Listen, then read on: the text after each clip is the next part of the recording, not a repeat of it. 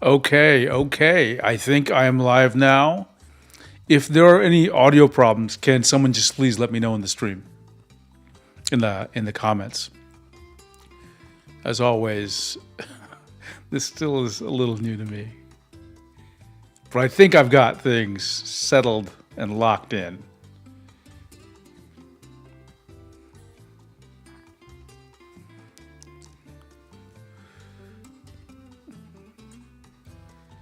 Let's see. We have Ignominia, who, let's see, Who on Canvas 2219 has everything. Yeah, it really, it's a little bit of an out of date tablet, but it's a great deal. If you can get it for 200, it's worth it. Sounds good. Fantastic. Okay, let me let me just flash the title of this stream quickly. And hopefully this is going to work the way I think. Yeah, there we go. So I'm trying out a little bit of new branding, 7 Pens Live. I need like a late night talk show kind of vibe going on for these splash screens. Anyway, today we are going to talk about, maybe my audio is a little hot, a little too much there. I see it peeking into the red. Let's see if this, yeah, okay. I think that's a bit better.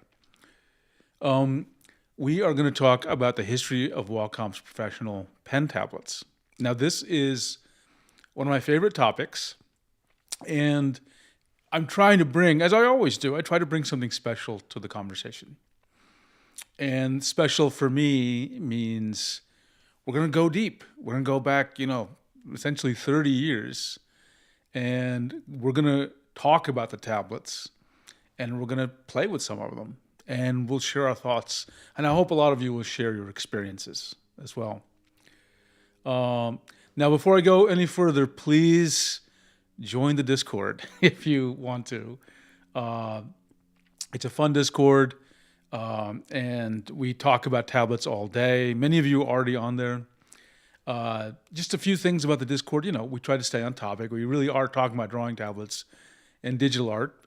We don't talk politics. It creeps in every now and then. Certainly nothing safe for work. We do have a lot of young people there, very young, who are looking for their first tablets. So we try to keep that an environment that they would, feel safe and secure in, and as well as their parents. So please keep that in mind. Now, if you're going to join the Discord, I just want to let you know how we use the Discord in the middle of the live stream. There are 2 channels that are related to the live stream. One is live stream chat. And that's where, in addition to the chat that's going on right now on YouTube, you can chat there with other people in the live stream. And then there's live stream react and tariffs. Yes, Camilena, we have tariffs involved soon, though I haven't seen the effect of them yet.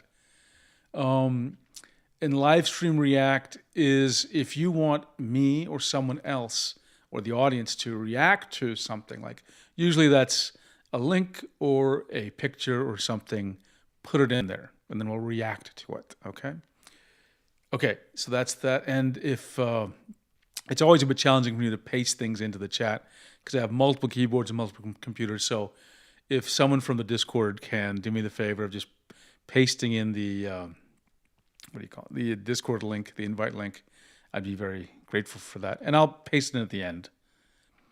Okay. So I drew this. I found one of these. I think this is a Pepe, and he's breathing copium, right? And someone on the Discord, Fade. I think it was Fade. I've got to give him credit. He suggested, you should make this Wacopium, and I did. And he made one more suggestion, which is I had just drawn in Wacopium. And he said, actually try to use the Wacom font. So I actually took their logo type, and they didn't have some letters, so I had to sort of construct the letters. So I made Wacopium. But I'll just talk about this a little bit more. We're going to breathe in deeply today of Wacopium. And I mean this all, of course, in jest, but we're going into the deep lore of Wacom as much as we can. And it should be a really wild ride. What's interesting here is that, we are going to go across a lot of time. And so you're going to see things that that will surprise you. And some things that I'd like you to think about as we make this journey is, and there are many more topics than the ones that are being shown here, but I just want to highlight some things. We're going to see a lot about how Wacom names things. And in addition, how they use model numbers. Now, it's quite an interesting journey if you love talking about the details. You're going to see some interesting things about how these tablets physically connect to a computer, and that has really evolved. And you will see, we're doing a little bit of computer archaeology, as they would say. We're seeing things that are kind of ancient by today's standards. So, of course, we'll be exploring a good timeline of lots of things, not just the tablets, but software and some other things. Just the state of computing, really. And I'll share some stories that happened as we were going through this timeline. You'll see features really evolve. You'll see features get added and dropped. And Wacom has actually had an interesting history of adding and removing features. And that'll, I think, be a source of some interesting discussion for us. Ergonomics certainly have changed over the years, and you'll physically see that. And, I actually, among my many interests, I'm one of these language people. I love talking about language, like literally learning languages, how grammar works, and I love to see how people use language, right?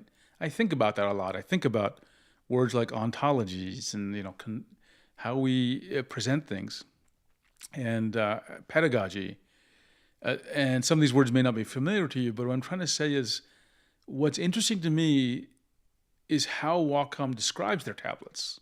What do they say about the tablets, like literally on the box? We'll spend a lot of time looking at the boxes. And what are they trying to convey to us about the tablets? And what messages they're trying to send? How do they want us to think about it? And we'll see that in the boxes and the documentation and the words they use. So that to me is actually a very interesting point, because you'll see what they emphasize and de-emphasize, and again, how things have evolved over time.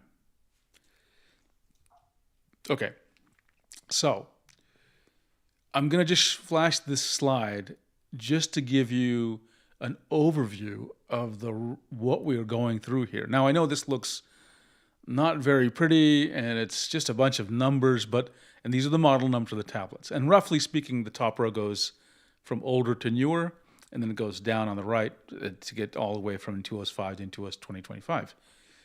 This is the list of model number and name for every professional Wacom pen tablet ever made. It's all on this page. I don't think I've missed any. There is one set I didn't put on this list. You're about to see it in a second, and it's the SD series. We'll talk a lot about that. But basically, if you take these numbers and get the SD series, you're looking at every tablet Wacom's ever made. And the reason I'm stressing this is we can just observe a few patterns already. And if we go left to right, let me move my face a little bit out of the way here. What do you notice? That in general, per generation, there are fewer and fewer tablets. That's the thing you'll notice through this entire journey. I can't count the exact number here, but you can see there's a lot of tablets. It's actually a little bit odd. Some of these tablets are the same exact model, but they connect to the computer differently. And Dermon says, I have never heard of the Art Z2. You're going to see it today, okay? And you may even see something really interesting about the Art Z, which will probably surprise you as it relates to today's usage. And you're seeing, let's just take an example here. There's a UD0608R, and there's a UD068A. And why do those exist? And the reason is they're same tablet, they connected computers differently. You're going to see a lot about connections here. Another thing you'll notice if you look at the numbers is the sizes have really changed. There's a tablet they used to make which had an active area of 18 inches across and 12 down. That is wild, right? That's a huge tablet. But we're going to take a look at tablets that big. In fact, here's another interesting one. There's one that's almost square. A couple of these are 12 by 12 inches. I have one of them, actually, so we're going to see that in the stream. And you see the naming has changed, right? I'm not showing the SD series because they actually don't have clear names. But we start with Art Z, Art Pad 2, and actually Wacom had a bunch of names for these tablets. I'm not sure if it was because they use different names in different markets, but they definitely just called them different things. And we'll see when Intuos was created, which used to be a professional tablet.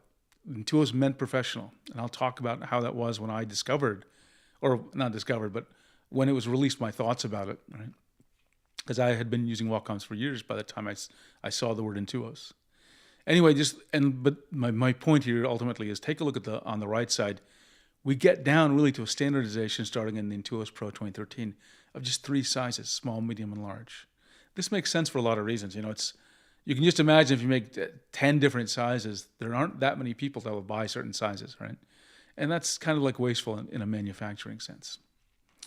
Okay, so enough about the boring model numbers. We'll revisit it all a little bit later. Let's start with an overall timeline, and I mentioned the SD series. Now, take a look at the timeline first, and just think about how much time is involved here. Because the SD series was launched, according to Wacom, they have some information published, in 1987. Okay?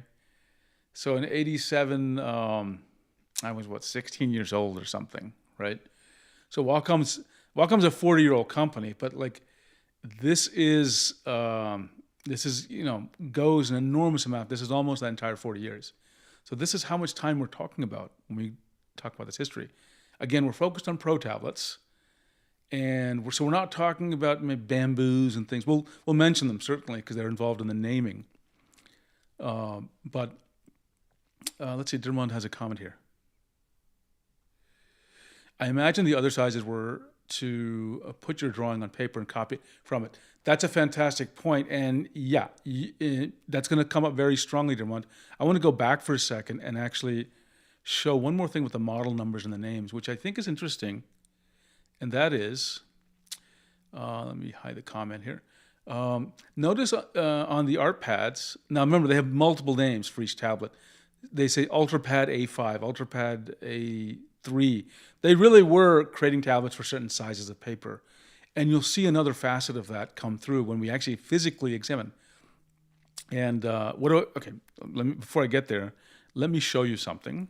And it's going to go dark for a second because I'm switching to a webcam. So just give me a moment. Okay. Now you still should be able to hear me. I have a bunch of these tablets, okay? And it's actually hard for me to position my hand correctly even here. But I have the Art Pad and the Art Z and everything. You even have an SD in this stream. And we're going to take a look at these tablets. I'm going to unbox these. And we're going to actually play with them as much as we can. We have driver issues. At the very least, I'll show you what it's like to use the tablets or what they like to feel them. Okay, let's get back to my face.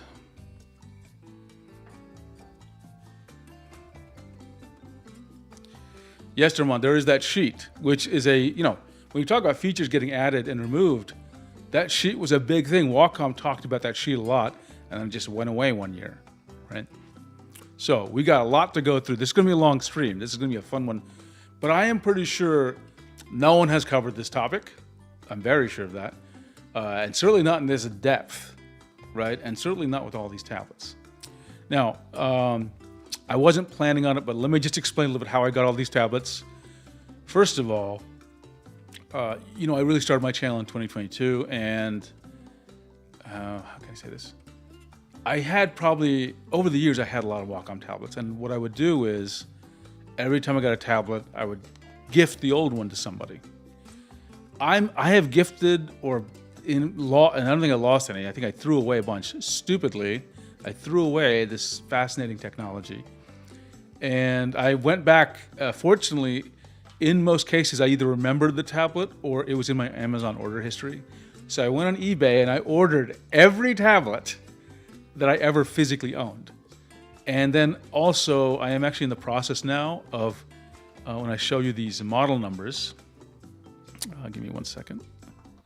When I show you these model numbers, I'm actually in the process of getting even these, almost every model of these, okay? Sorry, my music just turned off. Okay, let's see. Dermon says,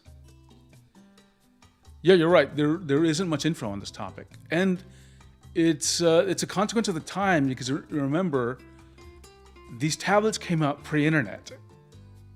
There was no internet when they came out. Even in the middle of this Intuos thing, the internet was a very rare thing. Not everyone had it. So a lot of the information that was available was printed in magazines. I'm not even sure how I do know how I discovered a Wacom. I'll talk about that in a second. But it was a magazine, and a lot of this stuff is just gone. There's no search engine can't find it because it was never digital, right? And very few people have these tablets, of course, because you really can't use them in a lot of ways.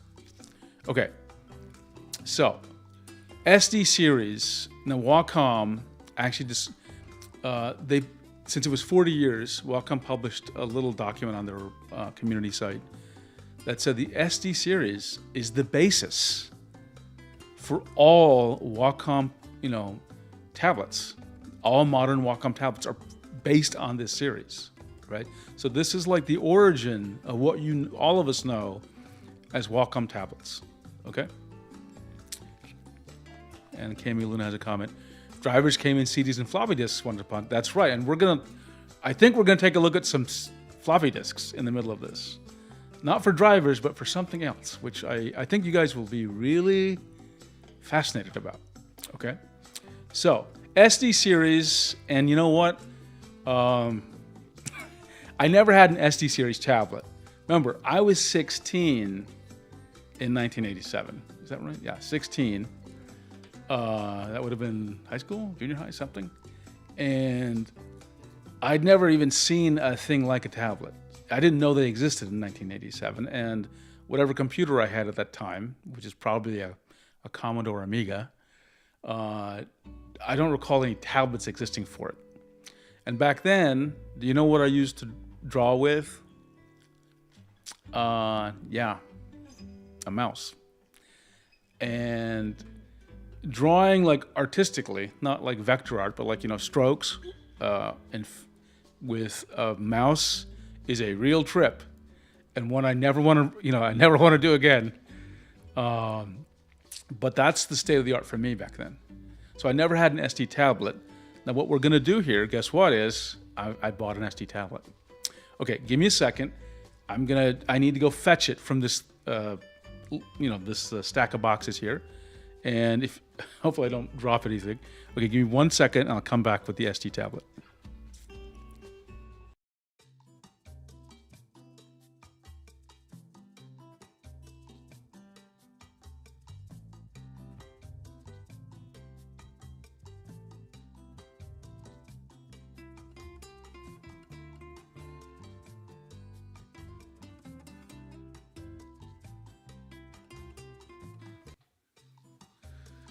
Okay, and let's see. Dermon says mouse equals pain. I want to tell you that is so true, because have you ever like dithered something? Like, you do a sort of kind of a checkerboard pattern of pixels. Imagine doing that by hand, which is what I used to do. That was a nightmare. That was with a program called Deluxe Paint or D-Paint, which I still have fond memories for. Maybe I'll do a stream on it. Okay, I've got the SD tablet in front of me. Now, you're gonna see it. Now, just because it's easier for me, I spent so many hours last night taking photos of all these boxes. So I'm gonna put the slide there so you can see it. But I'll open it up, and we'll talk about the tablet. But I just want you to see we're gonna focus a lot on boxes. Now, and the reason is, take a look at what it says here. First of all, this is the old Wacom logo. Oh, you can't see it. No, that's not it. Damn it, there we go. And let me move my face out of the way. Okay. So this is this fancy Wacom box. Okay. And it's not very pretty. I mean, it's interesting, right? It's wild colors, white, blue, and bright yellow. It is very bright yellow. And take a look at the Wacom logo. It's an older style logo, but just look at the language of how it's described. What do they say about it? First of all, what are they emphasizing? It doesn't even have a name. It is literally just called the SD510C. Okay, and it's like it says professional. So I wasn't kidding. This is a professional tablet. Cordless. They felt the need to emphasize cordless. What do they mean by cordless? They don't mean that there's no cord between it and the computer, because there certainly is. There was no Bluetooth in this era. It means that the pen is cordless. There is no cord to the from the tablet to the pen, which used to be the way things used to work. So they're emphasizing the fact, hey, the pen is not attached to the tablet, and they call it a graphic tablet. This is interesting. Actually, when I started my channel in 2022, a lot of my videos talked about graphics tablets, which sometimes people still use them, but I found more and more people were using drawing tablet. That's what I use now for the last couple of years, drawing tablet. One more thing to take a look at here is on the top left, it talks about the interface. It says there's a Mac kit, a PC kit, or other. So think about that. And again, this is an era where there was no standard way of connecting to things. There was no USB in 1987. So you had different ways of connecting things. We're going to see them in some of these tablets, right? And you may notice there are other models here, and you can notice the one that's checkmarked here is they call it a pointing device instead of stylus. Oh, I see why they call it. Now, you can see that they have many different kinds of pointing devices, and this is the SP310 cordless pressure pen. It says soft there. Maybe it's got a different pressure curve or something, or pressure response. Almost like IBM. I'm glad you said that. If you saw this package, if you saw it in front of you, you would be convinced, if you weren't paying attention, you'd be convinced it was like a 8.5 by 11 paper, like for a photocopier, right? It doesn't look like an electronic device. It's very, very IBM-like, very Office-like. Definitely, as you say, Dermon, focused on the tech than art and something artistic. And yet this was meant for artistic purposes. However, people were doing other things with tablets. They were digitizing things. They were tracing, I think, like like architectural things or designs for airplanes or something. And they were digitizing means taking something analog and making it digital. So they were clicking on points to enter them into the computer, digitizing them. Right? That's why we still call the boards inside digitizers. Right? Okay, now some interesting news about this tablet. I bought it 2 years ago, and the reason I bought it was Cube, tablet expert Cube, said this tablet's gone on sale, 7 pens, you should get it. I only asked him one question. I said, would it be baller to get this tablet? He goes, yes. So I bought it. In fact, not only did I buy it, I entered into a bidding war on eBay for this tablet. I fought hard for this tablet. I think, I don't know the exact price it was being sold for. Let's just say it was $50. And I think by the time I ended, somebody else was fighting me for it. And we were just outbidding each other by like dollars, right? I ended up paying about $380. Now, you might not be able to see it here, but in the upper right-hand corner, there's the actual list price of $347.50. I paid about that much in 2023 for this tablet. But think about this for a second. It says $347, so $350. That was in 1987. And that's very expensive today if you sort of do the inflation math, right? Okay, one more thing. I've never touched this tablet. You are literally going to see me use this tablet, or not use it, but we're going to touch it. I'm going to touch it for the first time live on this stream. So let me create some space. And let's see. This is always tricky. As you know, I have multiple.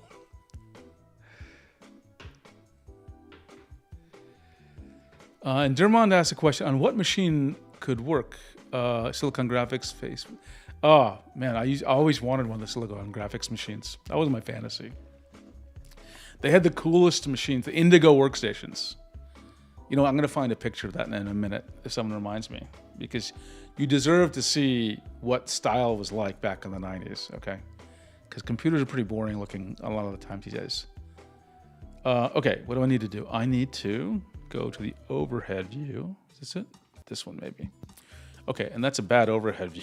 It's like, that's my foot or something back there. Okay, let's try this.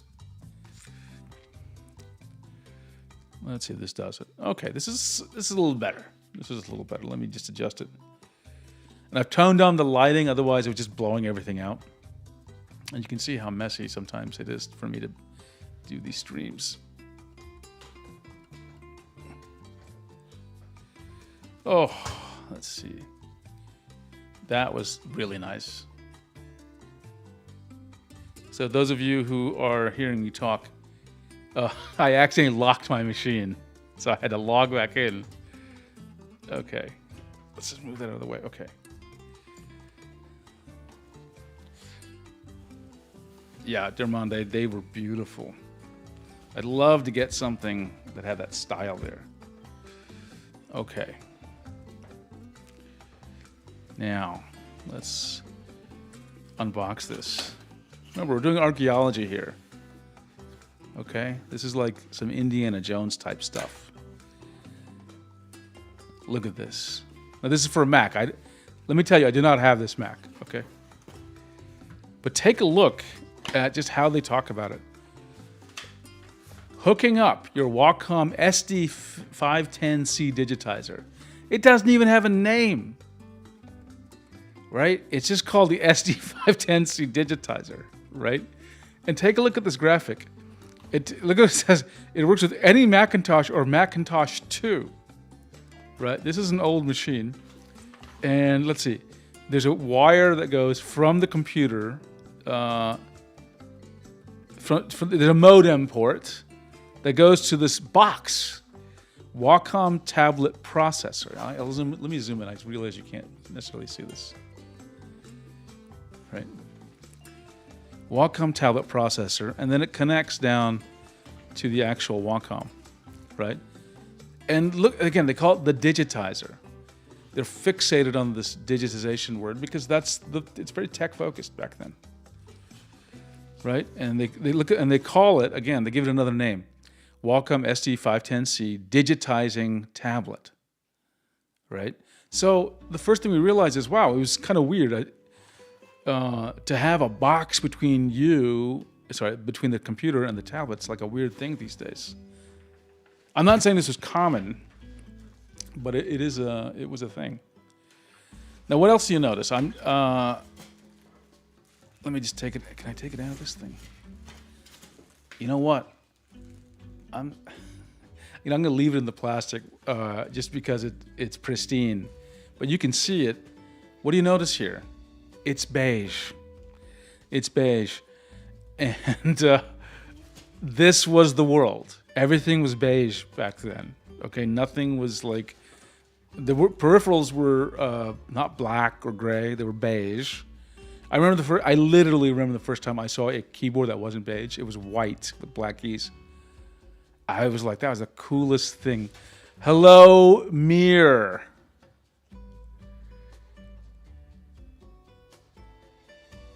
And Mir, you got to remind me, do you have another account that you use or a different name? Because sometimes I get confused on who is who. But good to see you. Good to see you. Okay. Yes, Cami Luna, that is the beige that turns yellow over time. But this, I think this has not been used. In fact, one of the reasons I didn't want to unpack it is, I tell you, I think this has never been touched. Okay? So I don't want to rip it apart or anything, but it's beige. And you know what? I'll be honest with you. You're going to laugh. You'll notice some things that have evolved and kept with Wacom. But first of all, you'll be surprised. You'd think this was like really thick and heavy. It's not. It is heavier than what we're used to with an Intuos Pro. Kitten. No more kitten. We've got only Mir being Mir. We don't have a battle between Tablet Kitten and Mir anymore. Thank you, Mir. Thank you for reminding me. Okay, it's not, I mean, it's thin. It's not thick. I wouldn't say it's super thin, but like, this will surprise you if someone handed you a tablet like this today. And let me put my face, 1 second. It is hard to manage everything with boxes and keyboards and tablets everywhere. If someone gave you a tablet like this, you'd know, if you get, like, you got it, you'd be like, oh, it's a little bit heavier than I expected, but like, in all intents and purposes, it looks like a modern tablet. Okay, what other thing do you notice here is wide bezels. Now the bezel looks to be actually a little bit wider on the left than the right, which is unusual, but like Wacom has had a history of wider bezels, and not a complaint. I'm just saying, recently we talked about the Intuos Pro 2025. I became a believer of bezels. Okay. Let's see. Dermond has. I have a theory that Wacom designs mimic Apple Macs, and looking at this, it might be true. Well, you know what, Dermond? I think there is a point in Wacom's history. We'll show it, where they did really get influenced by Apple's designs. We'll see that. Okay. Let's see. What does Mir say? I order my G1333 pink. I think you mean the G. Was it? Sorry. Was it the GS? GS1333. This is that Canvas Gen 3. Sorry, Canvas 13 Gen 3. Pink. That's the right color. We're finding. I get white. Oh, there's a white version now. I forgot about that. That is a. It looks good, I think. Oh yeah, the white version would have been amazing. Okay, back to the tablet. Wider bezels, logos here, and anything special here? Nothing really. It doesn't have what do you call it? It doesn't have legs. What do you call it? You know, those little rubber pads. It's got some surface which is different on the bottom. Another thing which you might be able to see, there are actual screws here, so you can unscrew this, right? Which honestly, I wish more things were like that. Another thing just to notice, this is a, this is connected. Like this cord, which is again, from the era, cords were just attached to things permanently. You couldn't swap out cords. And finally, if you look here, this is not a USB connector. This is a what do they call it? Apple Data Bus, ADB connector. So a specialty proprietary thing for Apple.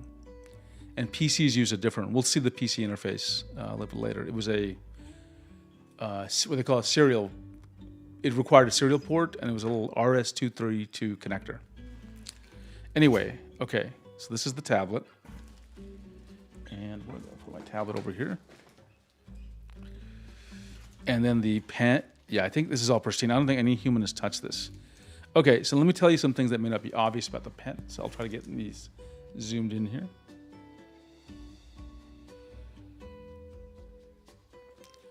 So first of all, the pen is light, okay?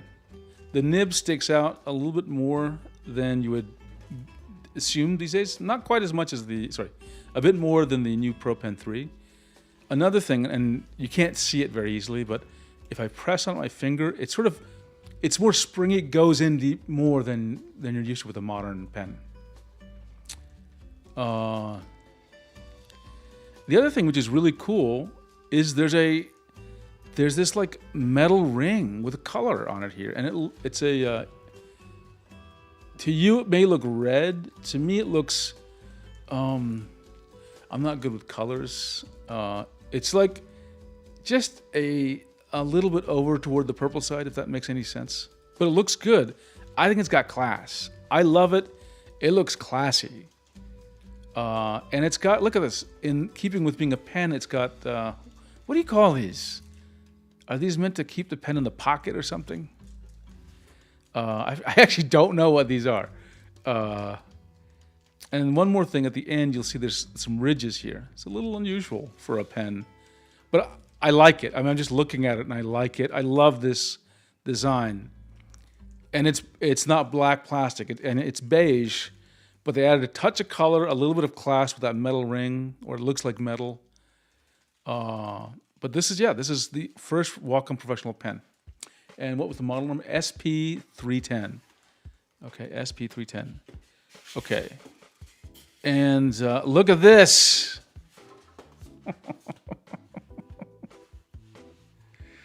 A pen clip mirror. Look at this. An actual 3.5-inch floppy. What's it say? Super Digitizer. What's the title of this tablet? SD510C. SD, Super Digitizer. Don't you love that? For the Apple Macintosh, right? Anything? So, okay. Sorry, I know I'm just geeking out over this stuff. This is so wild. There is something in here, in this metal, it's like a tube, a glass tube with metal ends. I have no idea what this is. It looks something electronic, but I don't know. So folks, are you enjoying the stream? Is this something you want to see? Because I tell you right now, I'm having the time of my life. And we're going to go at this for a while, okay? Let me just take a look at the chat to make sure I'm not missing anything. BC. Okay, yeah, everything's good. Good. OMG nostalgia. Yeah, I never even had this tablet, and I feel nostalgic, man. But seeing these little devices that I grew up with, right? These little floppies, and just how tech works. You can see tech was very different. Okay, now, look at this. There's an actual manual that was printed, which you were expected to read. These days, no one reads. Now, I do not want to break this because it's so pristine, but I can open this up. Sorry, let me get this done here. If you're not seeing what I'm seeing every time, just let me know. Sometimes I'm not sure what's being projected. Oh, there's an actual printed manual. And there's something else in here. That was for Macintosh. What the heck is this? There's another manual. This is all pristine. I can just tell. Nothing here has been touched. The user manual. Oh, this is what I want. User manual.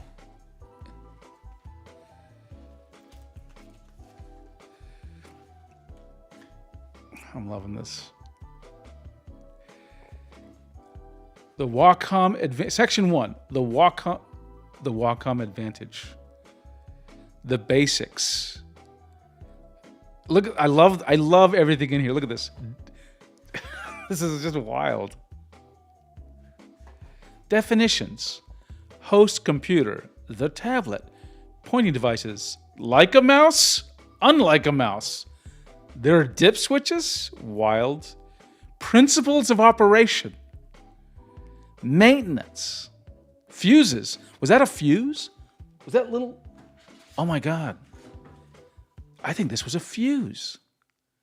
And the only reason I'm saying that is I remember what a fuse looks like for my car a long time ago. This is a fuse. That's wild. Okay. Why would I need a fuse? Does anyone? EBDB says, this is fun. I didn't know drawing tablets existed for this long. Wait till we get to some of the software. You are right. It is a fuse. I didn't know that. I didn't know that. I'm not an electronics person, so I don't encounter stuff like this. I have to walk my dog, but I want to watch this. Well, at least we're going to save the stream. Okay, I'm going to look a little bit through this. Because remember, we're trying to figure out, we're like Indiana Jones, okay? Maybe without the whip and the hat. We're digging deep into this archaeology of drawing tablets, and we're trying to figure out how the ancients talked about tablets. This is like the game, Indiana Jones and the Treasure of Atlantis. Good game, by the way. and we're exploring deep the lore, right? This is like, how many rings did Sauron make? This is like the first ring of Wacom or something. Look at that. Congratulations on choosing the Wacom. They even have a pronunciation guide. Pronounced Wacom. They even say the pronunciation here, right? And Dermont says, we have a fuse instead of a whip. Oh, interesting. I'd assume that fuse is to protect the controller box if there's a surge or something. Great point. Great point. That would make sense for its inclusion. Okay, I'm just going to read this out a little bit. I know. Let me get rid of this comment. Unique Wacom technology provides a set and selection of drawing tools ergonomically designed to be natural extensions of the hand. Cordless. They're emphasizing there's no cord between the pen and the tablet. They free the designer from the interruption of snarled cords. Ultra light. They use no batteries and no magnets. By the way, I got to tell you, Brad Colba had a video where he described a magnet in an EMR pen, and I left a comment saying, "Hey, there's an electromagnetic effect. That's where we get electro EMR from, but the pens don't literally contain a magnet." Because I used to think that myself, and then someone left a comment that said, I was being too picky, basically. Like it's the same thing. But it's not. A magnet cannot do the job that is being done by the pen. It wouldn't work. So it's actually an important detail. Let's see, Dermont says, it's been forever that Wacom said thank you when you bought something. Eyes purple. Yeah. It seems like it's a very different vibe, right? And you're going to see how that vibe evolves, okay? Let's see. I won't go through the entire manual. I just want to highlight some things. The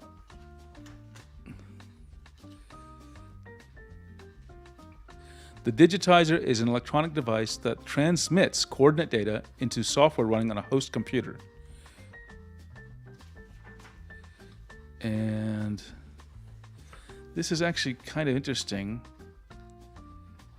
They actually have a picture of the Wacom family of tablets.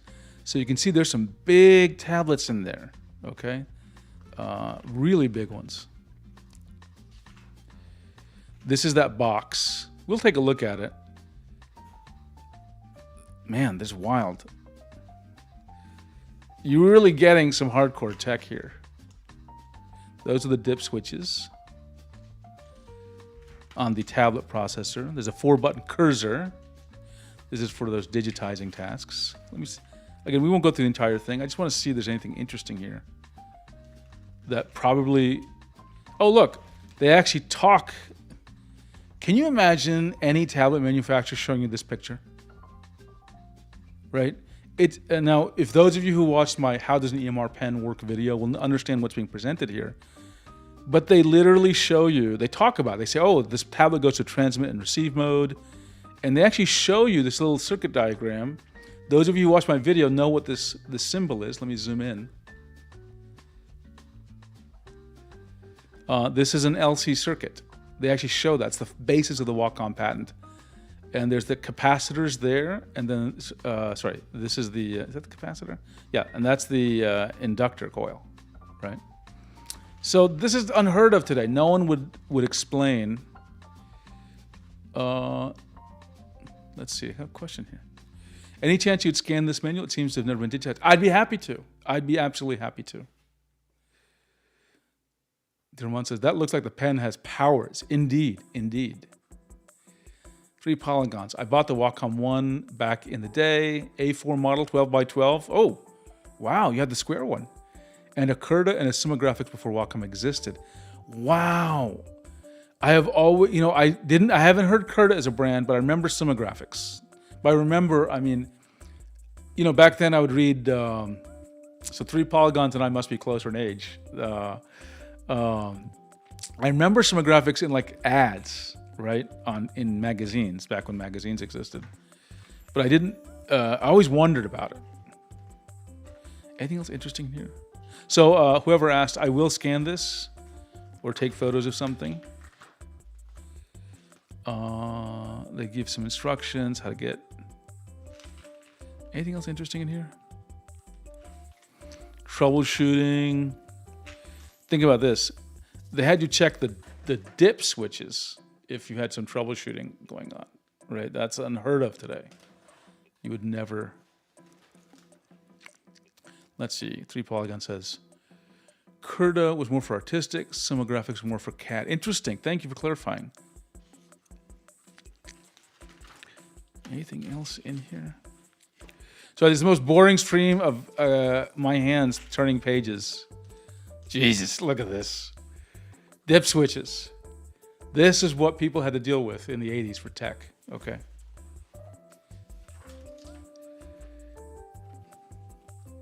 They are really, I mean, this is like tech stuff.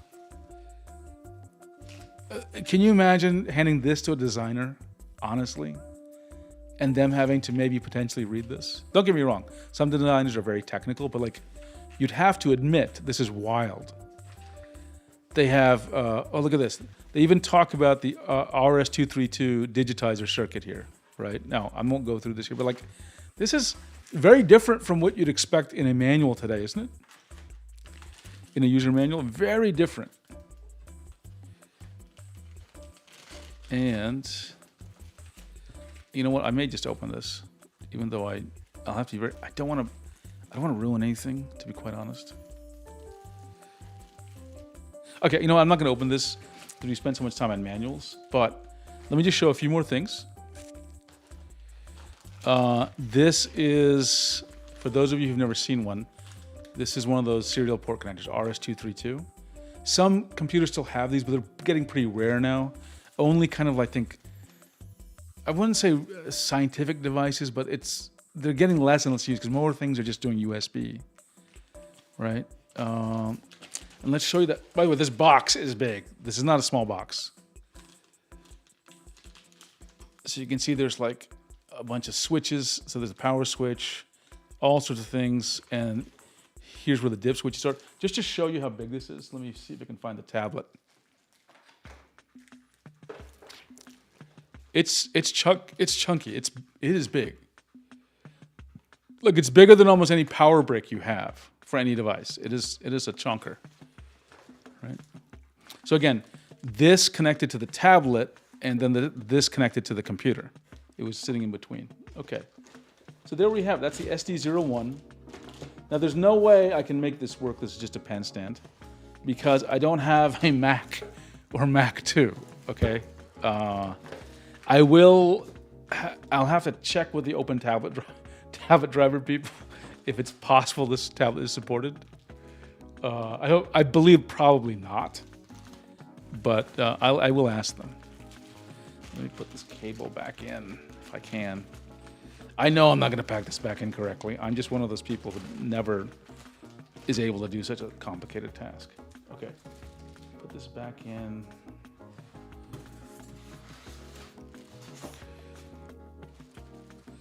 Let's see. Simon Bauer. Arduinos are used serial in the Mega community. Oh, didn't know that. Industrial stuff, but it usually is with USB to serial converters. Got it. That's, I use my US solid scaler I use to measure IAF and the pen pressure response. It has a serial port, and I use that same kind of USB to serial port connector. But I didn't realize it was used in the Arduino world. But I guess it makes sense. I'm going to geek out a little bit here. For those, because we're so used to USB serial port or USB ports, that RS-232 port was a big deal back in the day. And I remember I read an entire book on it. Like, it was a thing, a topic. And I was always fascinated by programming the serial port. So it's good to see that is not lost in today's world. I've been meaning to try some of these kind of Arduino type devices, but I just haven't had the time because I'm, occupied with tablets. Maybe if I play around more with what is it called? Project Patchouli, that's trying to build building an open source tablet or designing one. I might try to build one based on those instructions. Okay, give me a second. I need to get the next box. Oh, well, let me before that. 3 polygons says Wacom 1 had a huge improvement of CUDA in that they got better. They got better the proportion ratio from your hand movement to what appeared on screen, but still far from the projection proportional. Interesting. They didn't. So you're saying the CUDA didn't have the force proportions thing? 3 polygons. And you remember, oh, these yellow and white colors. So this is before my Wacom time.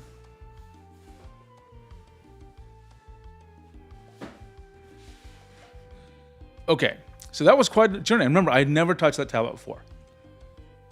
But I would say Cube was right. It was worth. It was worth me spending almost $400 for that tablet. And one day, who knows? Look, one day I'll start a drawing tablet museum, and we can see what these tablets really do.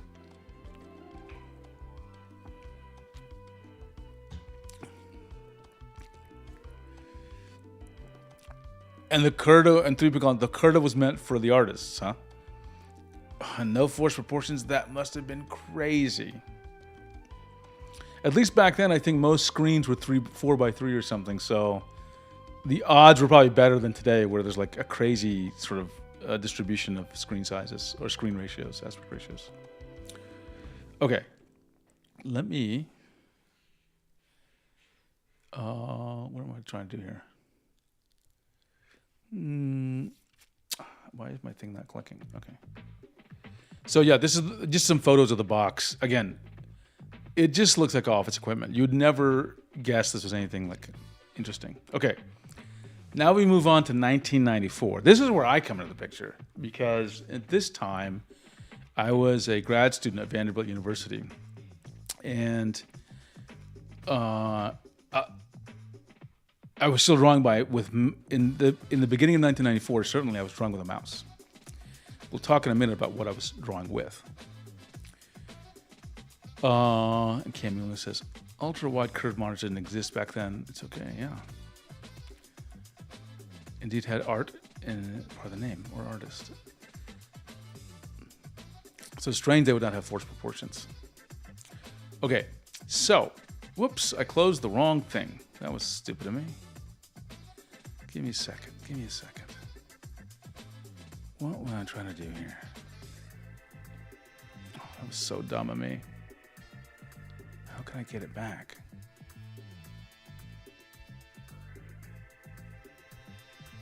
There we go. Okay, sorry, confusion. So now we get into 1994, and we get the Wacom went crazy with namings again. And you know, I criticize Wacom and their naming policies, but there's a number of names here. Now, I knew them as ArtZ2, there was ArtPad, ArtPad 2, ArtZ, UltraPad. I think I knew them as the ArtZ or ArtPad. And how did I find out about them was magazines. I was probably like, I don't know, Computer World or something. And you'd see advertisement for these devices, and I really wanted one. And then one day I was walking from my apartment to the computer science building, which is kind of off campus back then in Vanderbilt. And in between, it's a very beautiful walk, by the way. There's a little, there was back then a computer store. You could buy equipment like mice or whatever. And they actually had one of these tablets. And that's how I got my first tablet. It was just a random encounter in Nashville, Tennessee. And I don't know if it was the ArtZ2 or ArtPad 2, or it could have even been the first ArtPad. But it was one of them. Well, I definitely remember what it felt like, right? KT. Is KT... I'll sync with Cube's list, because that's where I got all the model numbers here. And let's see if I can figure out where KT involves. Because I don't remember KT. At least, I don't remember it. Was it used for the first ArtPad? The ArtZ and ArtPad usually, but not always, use KT. Oh, I see. Okay. So, I'm going to show you, I have two boxes here. I'm going to show you both boxes just so that you can. Okay, here we go. So this is the ArtPad 2, okay? What do you notice about the box, right? It's pretty colorful. And then this is, and don't worry, I'm going to bring the backs back, but I took photos already, which is going to be easier for me to talk about.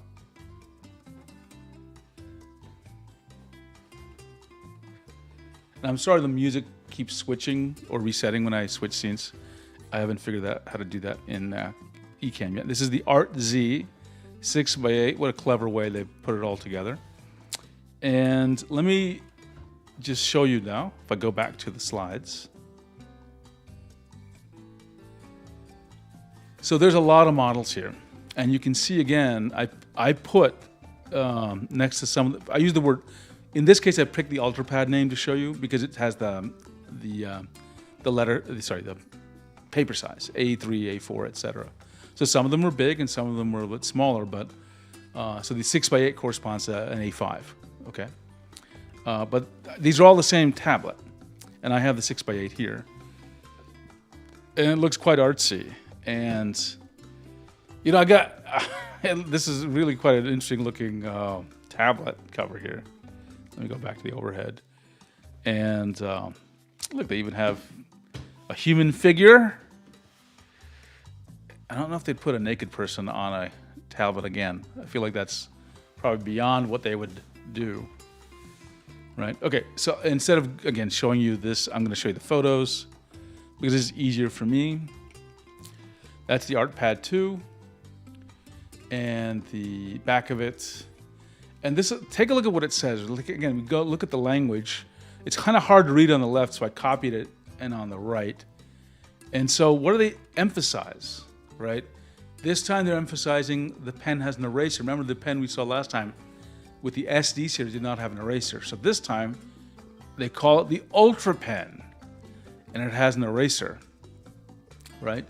And I think Ultra is significant here because if you go back, this is a, sorry, where am I? Clicking on the wrong things all the time. If you go back here, these are the UD series. Now I believe UD stands for Ultra Digitizer. Now remember, UD, it's going to come back to haunt us a bit later. Okay, so what do they focus on? They talk about eraser. That's what's interesting here, right? And they talk about, oops, let me move my my face here. They say something else quite interesting here, right? Which is easily capture signatures and annotate documents. I don't think they even mentioned that in before. So the point I'm trying to raise here is that these weren't always meant as purely artistic devices. They did talk about sort of business cases, and as you'll discover, business cases run the world. So there's a lot of interest for a long time now in having these for capturing signatures or marking up documents. Though I personally rarely use them in that way. Let's see. Yeah, we'll get to the RPS in a second, 3 polygons. I see that they use pen tool. My brother's tablet, Old Huyan, have that word on their box and drivers. Dermont says. Okay, this is the Art Z. Don't know where they're getting these names from. Lots of color in these boxes, which I really like, you know. I love seeing this. And they're very focused on color. Now, what's interesting here is Wacom. This wasn't true with the SD series. In this era, Wacom was telling you interesting specs about their tablets. So the hover height, that's reading height. Pressure levels, 256.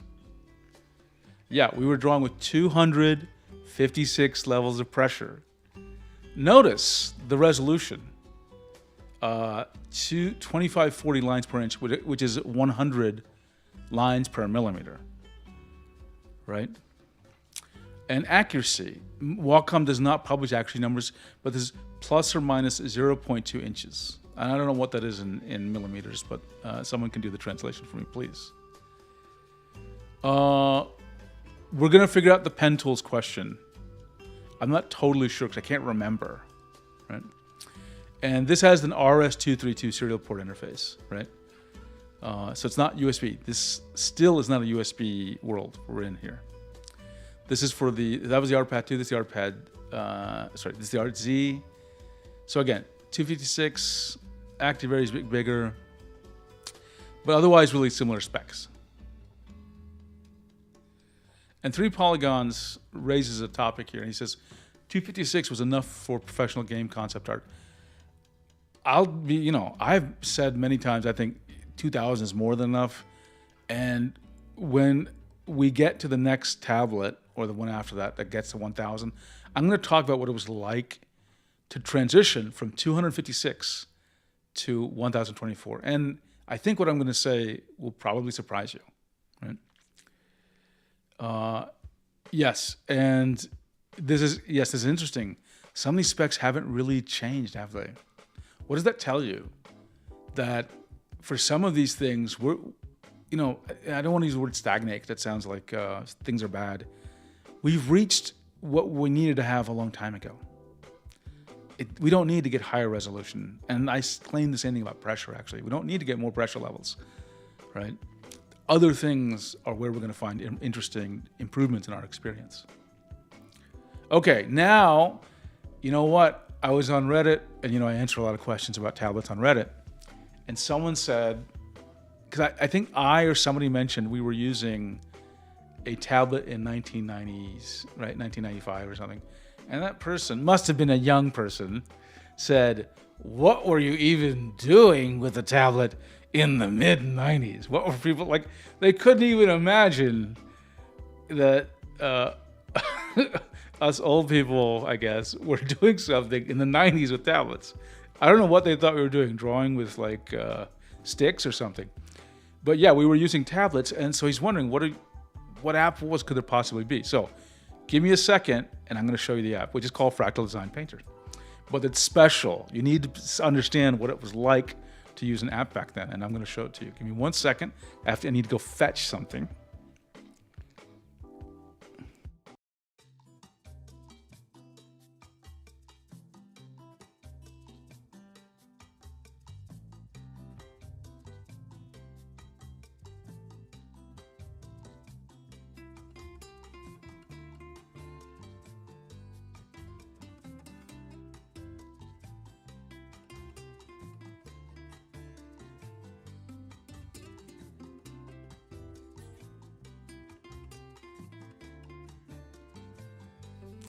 Okay, I'm back, and I brought something very special. Some of you are going to have your mind blown, okay? I know it sounds really stupid, but you're just going to be really surprised what I'm about to show you. Okay, but before I do that, let's get some chat responses here. Response and lag-free are more needed. I agree with you. I want to see less lag in everything. Reading height, Simon... It's like 10 millimeters. Technically, the tablet can find these pens even higher, like 15 millimeters or maybe even 20. But it's unreliable. It starts to get unreliable, the position of that. So they force it to work at around 10 millimeters, right? So what you're saying is right. And I've measured this, by the way. If a tablet says it supports a pen at like 10 millimeters, it really will typically even register at like 13 millimeters sometimes. And some of that's a limitation of the driver. Let's see. With the name Fractal, I can imagine, okay, you're in for a real surprise. In 1984, I drew pixel art for a friend's thesis, but it was with a mouse. Oh yeah, I remember the mouse days. People have no idea what it was like to do like art, especially with color, with apps that just did not have a pen. It was crazy. What was the one that Warhol used? An app, you mean? I'm not sure. Okay. Let me move the tablet away for a second because you got to see this. You're not going to... Maybe 3 polygons, who's I think my age, will remember, but...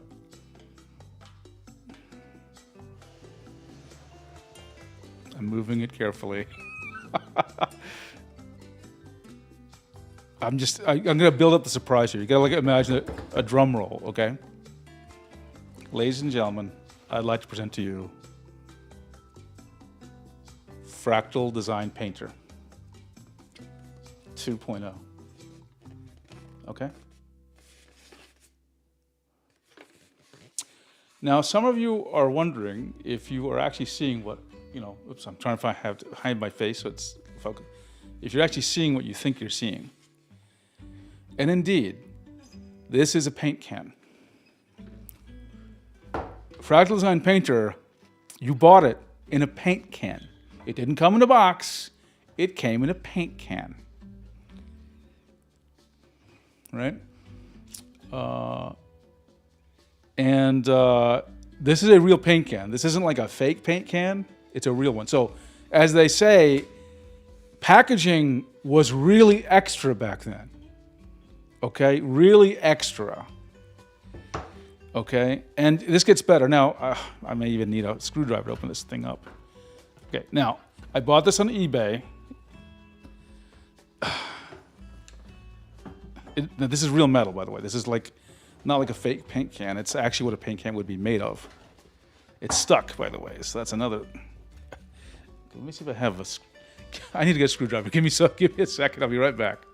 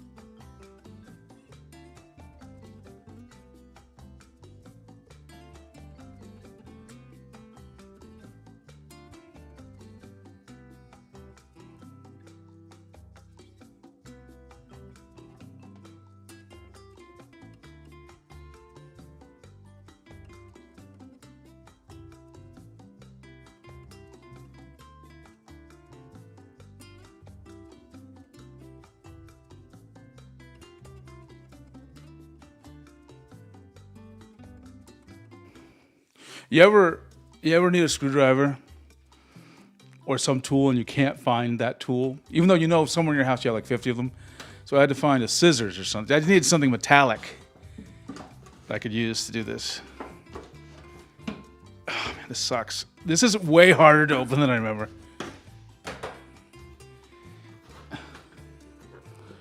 Oh, man, it is really lodged in there. Hang on. I don't want to... I guess I'm gonna have to. So first of all, some of this metal is kind of, I don't know if rust is the right word, but it's not gleaming like it used to be. Okay. Okay, so first of all, you can't see what I'm doing. So let's get the over. Okay, so this is Fractal Design Painter. Okay, Fractal Design Painter, the natural media paint program for Windows. Okay. Now, I'm going to do something which is a little unusual. I'm going to have you see me do it because you need to see what I'm physically doing and you need to see my face for this to happen. I'm going to sniff it.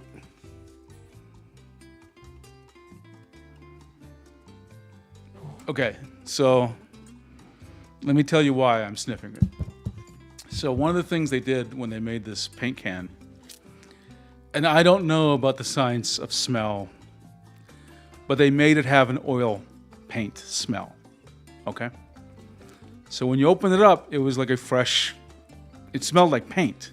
It wasn't just a paint can, okay? And so I'm smelling it to sort of, I'm smelling the bouquet of the software. Notes of something, hints of this on the back.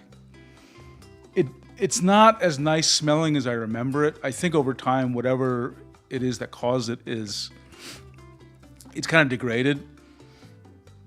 You can definitely, it smells old and it smells sort of like paint was involved. But it's not as intense as I remember. It's not as pleasant as I remember, okay? So I just want to let you know, they really thought of everything back then, right? They really did make it seem, okay, so what do we have in here?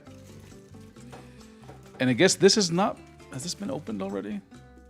Okay, these are the older discs, right? Not like the 3.5s were like this. These are the true floppy ones, right? So this is interesting.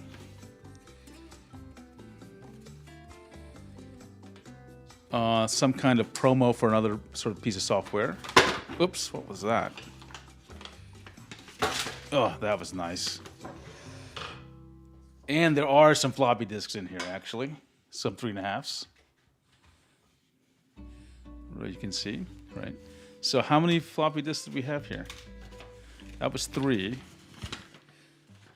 So there's 7 floppy disks to install Painter. Okay? 7 to install this thing. And this is Painter 2. I think I had this version. I may have had Painter 1, but I definitely remember I have 3 and 2. And you know what's really cool? Here, let me bring up the camera here. What's really cool is you can't even imagine this today. The manual actually shows you the brushes, right? They actually show you what each brush does, and they describe the brush, right? And how it works. You'd never get something like this today, right? So I used Painter a lot. Some of you are wondering what happened to Painter. Well, Painter was Fractal Design Corporation, and then Painter, they have something else in here. Painter got bought by another company. Now I'm going to say, oh look at I actually don't remember this. It says Painter 2.0 Companion. It's it's like a UI reference kind of thing. It's like a user manual. Oh, it's very nicely printed, by the way. The colors have maintained quite well. We're getting there, Demond. We're getting there. So then Meta bought it. It was called Meta Creations Painter, and then Corel bought it. And yes, it became Corel Painter. Or they call it Painter now. So this software is still around. It's lived for like all these years. You just know it as Corel Painter. Now I'm gonna give you my brief ramble about Corel Painter. First of all, I loved the app. And there was nothing like it on the market. If you were working in Disney, which by the way, Disney was involved with Wacom a long time ago. If you were working with Disney, you probably, or something like that, you probably had some natural media painting application. But if you were just, sorry, you can't see my face. If you were working for Disney or something, you probably had something special. But you're a professional in a very elite industry. But if you're an average person like me who just wanted to draw, there was nothing to draw. The best you had was something called Deluxe Paint, which is really old. And then we saw Fractal Design Painter, which is the first program in my memory as a consumer that tried to simulate what brushes would be like. Because before then, apps like DPaint were like, okay, we're going to give you the tools to place pixels and draw rectangles and lines and circles, but they didn't emulate a brush. They didn't try to do that, right? I don't even think they had alpha channels back then, right? So Fractal Design Painter was the first thing that felt more artistic, okay? And I loved it. It was like you'd never seen anything like it. And I'm too embarrassed to show you any of my Fractal Design Painter artwork, which I still have, by the way. I still have it because I'm not really a good artist. But I will say this. It started, how can I say this? It started getting more and more features. Like esoteric features. Like to simulate painting styles that were pretty rare. And I felt like it just and it's starting getting really complicated. Like the UI was like, I couldn't even make. I mean, it was like so many options for a brush, which is good, but like you couldn't figure out how to use it. And so I actually just gave up on Painter. It just got too complicated for me, and I have not looked back since. And it's not gotten any cheaper either. And you know, I would say I haven't used it, so I can't properly say this, but you know, I'm a Clip Studio Paint fan, and if someone, and Krita is pretty good, and there's lots of others. Art Rage, which is pretty cheap, and lots of natural media painting apps. You got your choices there. I don't know if you need Painter anymore, but it is the grandfather, so to speak, of what we know today as natural media painting. And 3 Polygons has some experience with it. Before I get to that, let me just bring up Dermot as a comment. Aaron Blaze, like his channel, ex-Disney director and animator, used Painter a lot. Oh, I didn't know that. Humble Bundle offers once a year Corel Painter for $22. Yeah, Rebel is where the magic is at. Rebel is the one that's innovating and going further and easier to use, by the way. That's what I would recommend people to get instead of Painter. Let's see. The UI is not intuitive, very heavy performance too. Yeah, it was never a speed beast. It was always sluggish. Outrage Vita, fantastic. Fantastic. That was probably Outrage Vita was my first non-Corel Painter natural media application that I ever used.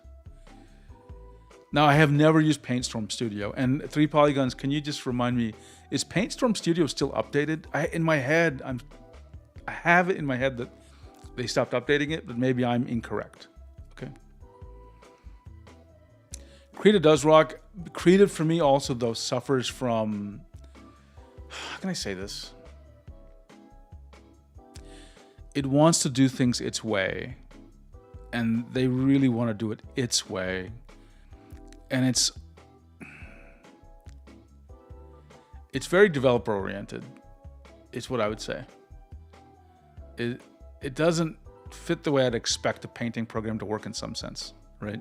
Like its approaches to brushes are a little bit weird for me. Like it's totally awesome, and it's totally technically good. For example, I'm not a fan of the way they do erasers, right?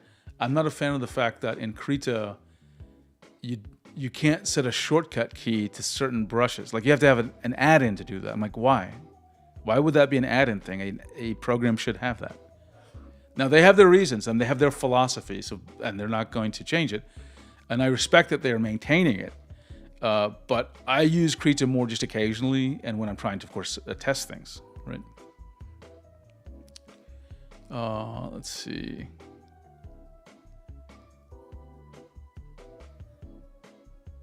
Yeah, okay, because you're on Linux, Krita is a must. Yeah. Okay, so this is what I was using, Painter. I think I gave up around Painter 4.0. I was like, it just wasn't doing much for me. And I quit art actually for, I don't know, I want to say about a decade. I quit drawing for some strange reason. Clip is jack of all trades, crazy good responsive brush engine, great for inking comics and even artsy illustration. Yeah, I even use Clip for some photo editing, believe it or not. Art Rate Light. CSP can actually run on Linux with Wine. As I'm setting up for the next tablet, I got to tell you, I'm not really feeling the love for Windows 11. Or Windows, I should say. It's not exciting to me anymore. And I wonder, right? Like, I can't use Linux because I need to run certain things, right? But, if you reduce the friction, I'd love to see a completely open source ecosystem for artists. And Krita is part of it already.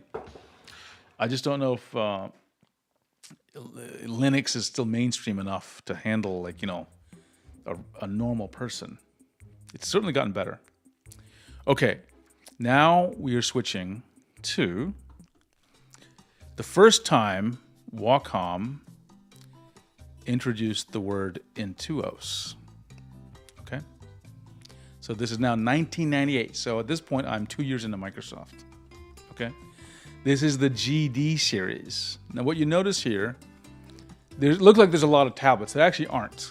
There's only a couple of sizes, 4x5, 6x8, 9x12, and 12x12, and 12x18. And the reason that looks like there's so many is that if you look at the on the right, the model numbers. The model numbers go -U, -R, -A. So this is the first time we saw USB, right? So, but they have all three just because there's still so many people with RS-232, so serial ports, and then A for was it like Apple Data Bus connectors, ADB connectors, right? And so that's why you see so many here. So this is kind of painful if you're a manufacturer, that you have to deal with 3 different connector types, but USB was coming. So where is the Intuos? Now I have it. Now it's big. I have the 9x12. And I'm just going to bring it up for you. We'll open it up, but I just want to show it to you. The package is just too big to be seen on screen completely, right? So I'll have photos.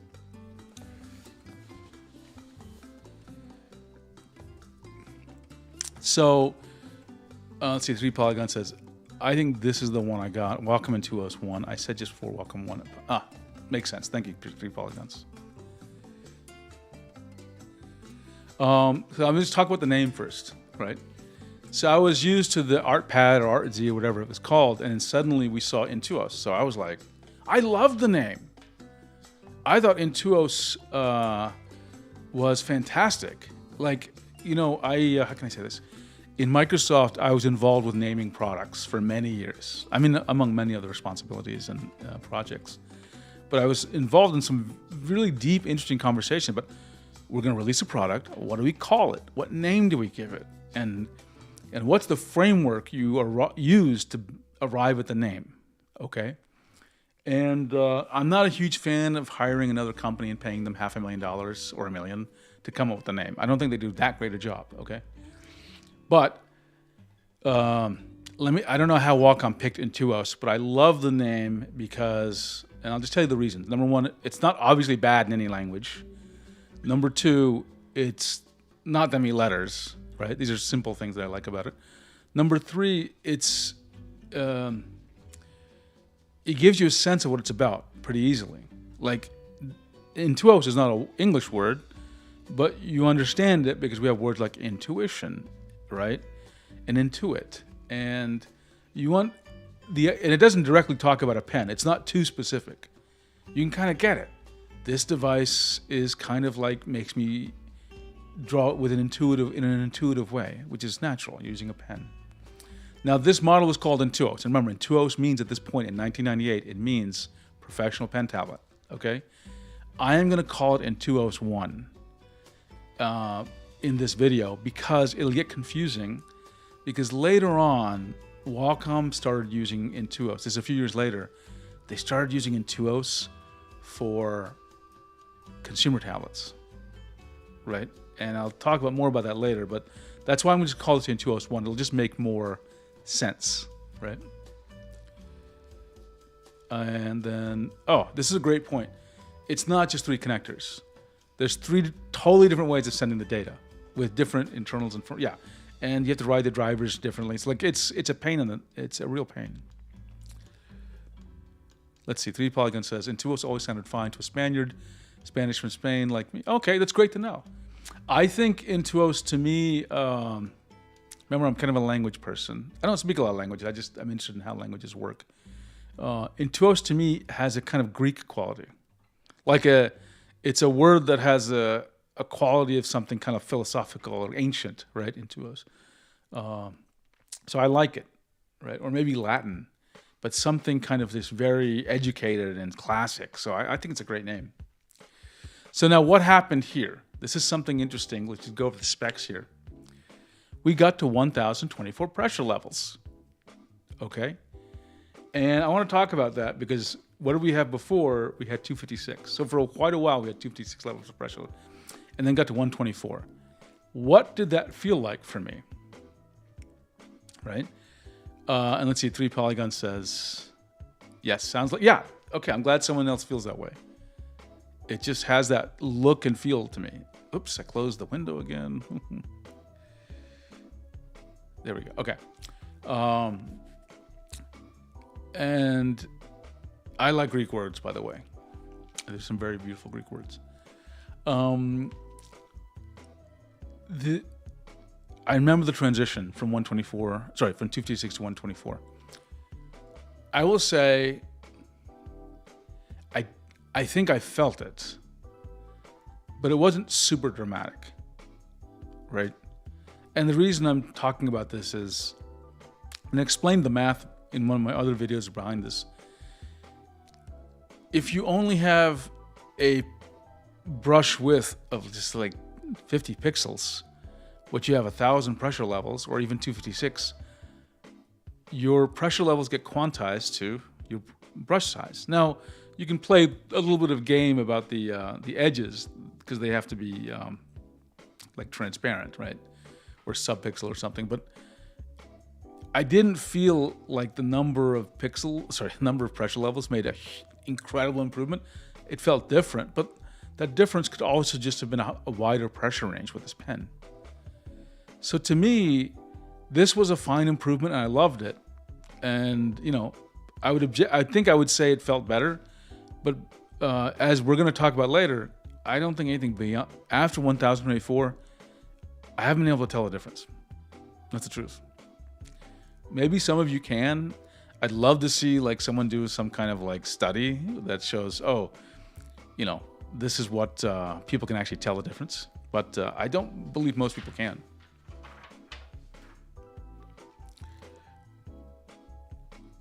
Okay, let's see. 3 Polygon says, to me, it felt like it had more room for very high, sensitivity for pencil drawings. I didn't notice too much. Yeah. So I think 3 Polygons and I had a very similar reaction to it. It was like better, but like, not really, it didn't transform how we drew, right? But, these tablet manufacturers get really fixated on these number of pressure levels because it's easy to market, right? And remember how pressure levels get created. They don't get created because the pen is better. The firmware, maybe even the driver, probably the firmware, creates the pressure levels. It decides how many there are going to be, right? And we've seen evidence of this. We've seen a tablet, I can't remember offhand the details, Cube told me. There was one tablet with a firmware update, doubled the pressure levels. How can that be true if you didn't change the pen? So the other thing is here now, let me bring up the tablet and we'll show it to you. But let me show you some photos real quick of what they talk about, okay? So this is the box, and they're still putting specs here, right? Which is fine. Notice, for those of you who like non-imperial units, they're now talking about millimeters, right? So you should be very happy that they're talking about millimeters here. But again, slightly technical. Like Wacom does not mention accuracy or report rate anymore. This used to be a thing they normally showed on the box. One more thing, it comes with a mouse. So this is a mouse. However, I don't know how to express this to you other than it's actually a pen. It just has a mouse body to it. Okay, everything about inside this mouse is actually a pen. Like if you took the guts of took all the plastic away. Sorry, I was looking at a notification. If you took the guts out of it and moved all the plastic, you'd see it's kind of oriented a little bit differently, but it is a pen, right? And this works just on the surface of the tablet. And this was, I don't know if this was the first cordless mouse. Obviously it is cordless, but it was, this is the first time we had something like this in my memory. And it was not Bluetooth. It just used the same technology of the pen. That's why I say it is really a pen. And there's certain YouTube channels that disassemble these. You can see that it's really just a pen.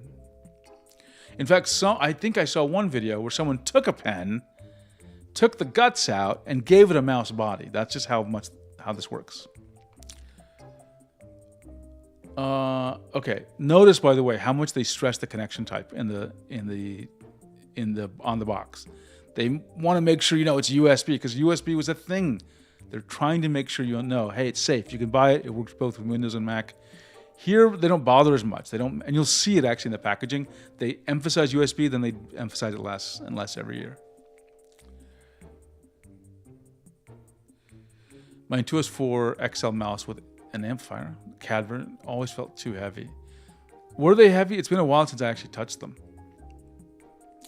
So here's the mouse. Someone said there was no scroll wheel, but that actually is apparently a thumb wheel, which I can't verify that. We'll see.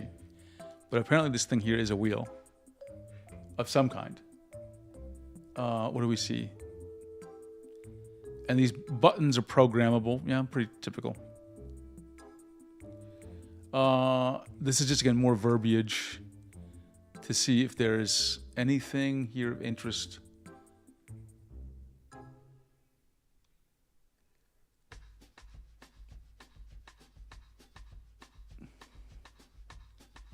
This is now the new pen, right? I actually like this pen, to be honest. It's very nice. Looks more like a normal pen, right? And let's see. Nuffin says, hello, I'm searching for a wireless tablet. What do you recommend? Nuffin, get on our Discord if someone can paste a link for him. And please ask that in the help forums, and someone will help you. Okay, I will once I get off the stream. But it really depends on what your budget is, and we want to make sure we know what kind of tablet you're actually after. But there's plenty of options for you, trust me. Okay, so this is another thing. They actually had multiple pens and an airbrush. I've never used an actual airbrush, but there was this airbrush pen, right? Looks like a... Mike Wazowski says, looks like a pregnancy test thing. I guess it kind of does. And then we have... They call this a lens cursor. Again, this is for people who are doing digitizing, right? Again, I think that's like architectural stuff, not artistic stuff. Here's a photo of the actual tablet, by the way. What did I tell you? It's still in the land of beige, right? They love beige, even in this era. Again, the cable you can see is just fixated. It's fixed to the tablet. And this is the back of it in a very, what a blurry, stupid photo. But here it is. This is the GD0912. Back then, the model numbers actually had the tablet size in the model number, right? Let's see. Drop heavy pregnancy test bed. Okay, that's what we're going to refer to it now as, the pregnancy test bed. So GD1912, this is a bit larger than the one I had. I had like the 6x8. But I had this tablet, and I love this tablet, honestly. And you can, honestly, in a lot of ways, let me go back a second. This shows you some of those classic examples of a Wacom tablet, which is wide bezels, which we love, and very ergonomic. Look at how the bottom drops down, right? So I love this tablet. It's one of my favorite tablets to use. And there's a little dot up here. It's actually a light. When you use your pen, it'll actually light up in orange, I believe. So, but my real favorite though was a couple years later, in 2001, with the Intuos 2. This is the XD series. Now, XD is interesting. They dropped the ADB connector. You can see from the model numbers, and now they just have USB and RS-232. They kept the 1024 pressure levels, but other than that, I don't think these were that different, right? And but this is, when I think about Wacom and sort of my life, this is the tablet. I didn't show you something. I'll show it to you with this one because it's smaller. There's a feature in the old one which I didn't talk about, but I'm going to show it to you here. We're going to discuss it because I have the manual, I think, here, and we'll talk about it more clearly.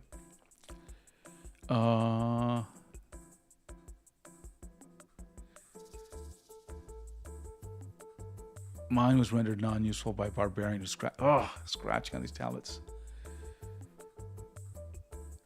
Okay, so let me, oops.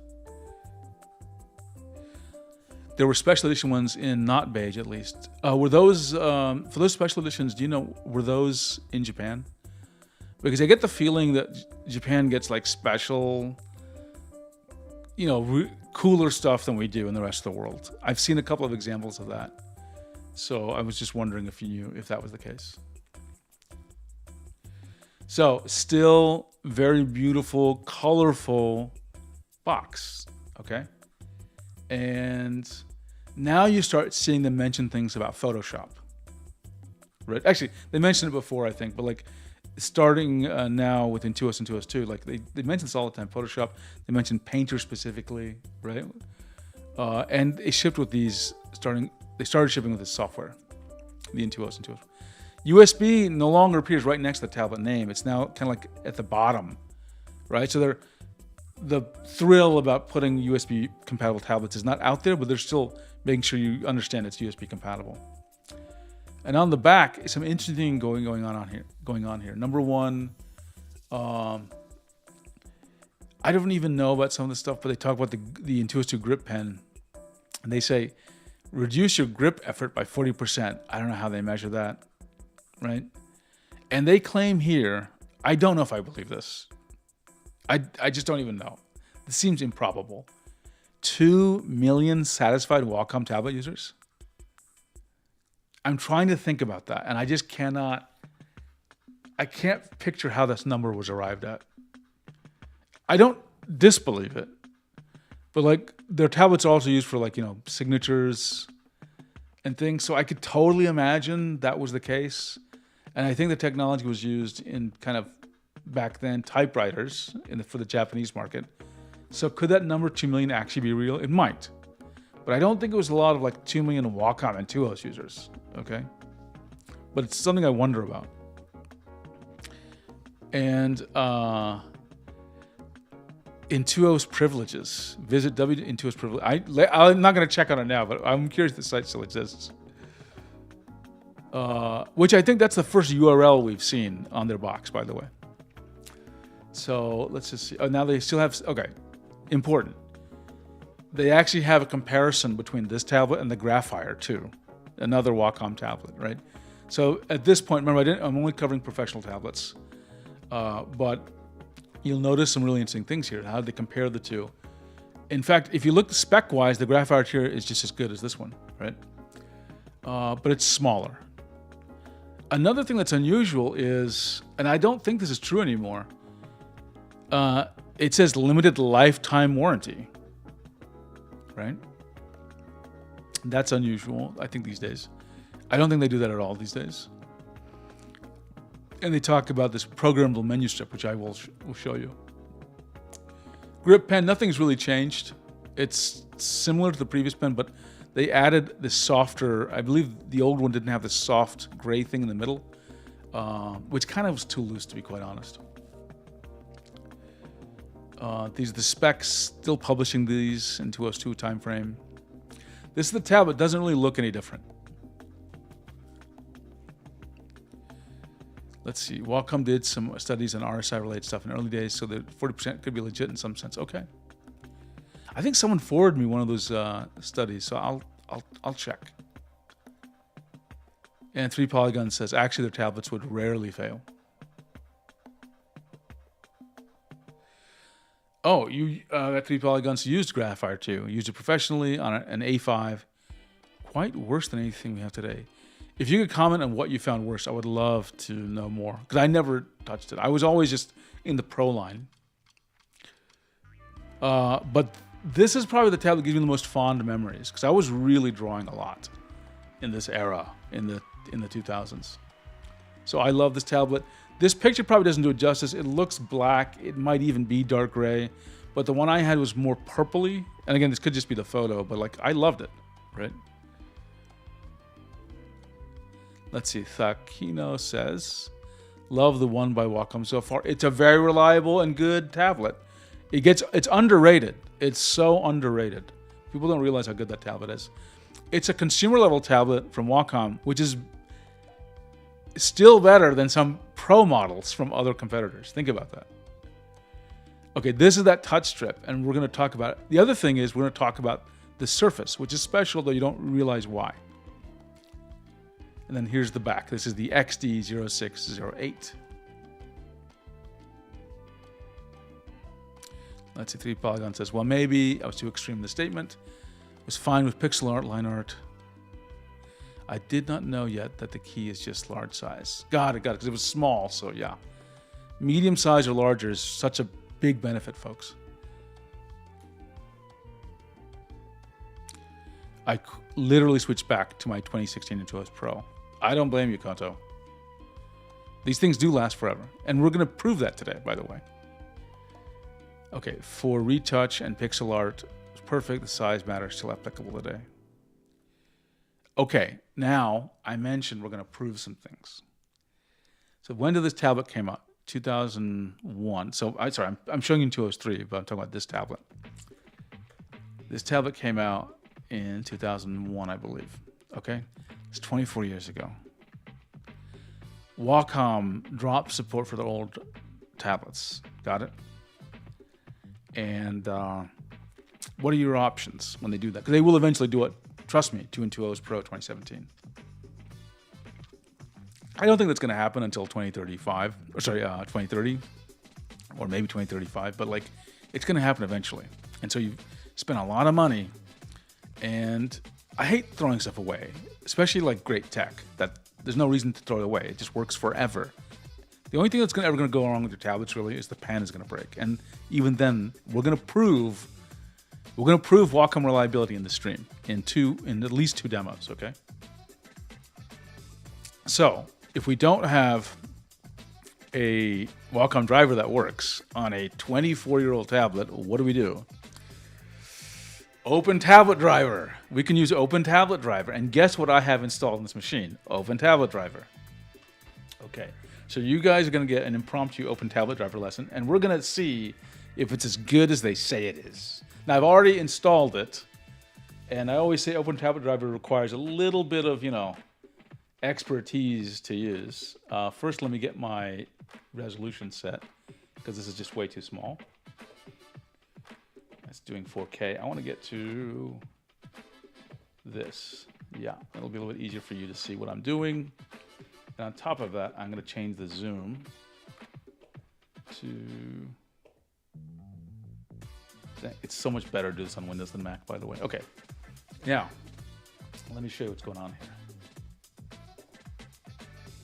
Can I use this? This mouse might be easier. Sorry, I know you can't see everything I'm doing, so I have to be a little... Okay. So OpenTabletDriver is it's on my machine. Remember, you don't really install OpenTabletDriver like you install other things. You kind of download it and you set it up, and then it's a user mode driver. And you can't mix and match it. You can't use both Wacom and OpenTabletDriver. You just have to use, on Windows, you can only use one tablet at a time. Okay, so you have to start it. So I can plug in a tablet, but nothing's going to happen until I actually start running the tablet driver, which again, it's very unusual. With Wacom, it's just always running until you uninstall it. So I'm going to show you the different ways of starting it and running it. I'm going to click on this application called UX, WPF.exe. Don't worry about what WPF says. Now it says no tablets are attached, okay? So let's see what we can do here. Now, I need to get some cables, so bear with me a minute while I hunt some cables. I'll be right back.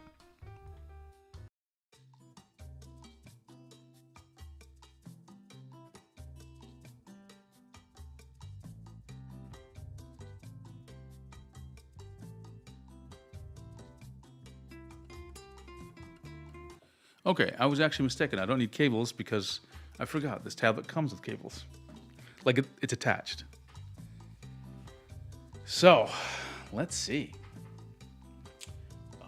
Let's get the Intuos 2 out here. I'll give you my overhead so that you can see more of what's happening. And let me zoom out. Okay, move this over here. And,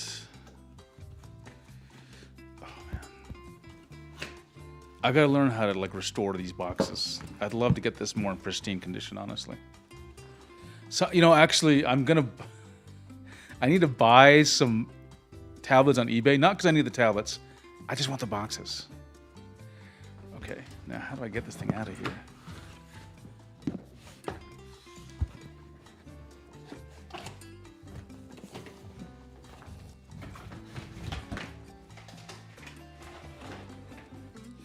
First of all, this is in very good condition.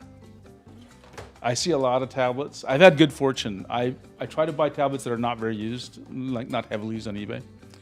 And I've had good luck with that. Okay. So this is the tablet. Remember, tablet built in the year 2000. Okay. This is like old. So this tablet is 24 years old, but it does have a USB-A connection. Will this work? Okay, now I'm gonna shift it over for a second to the demo machine. I just want you to see what happens when I connect it. Now I'm connecting it to a hub. So you gotta give me a second so I can reach the darn thing.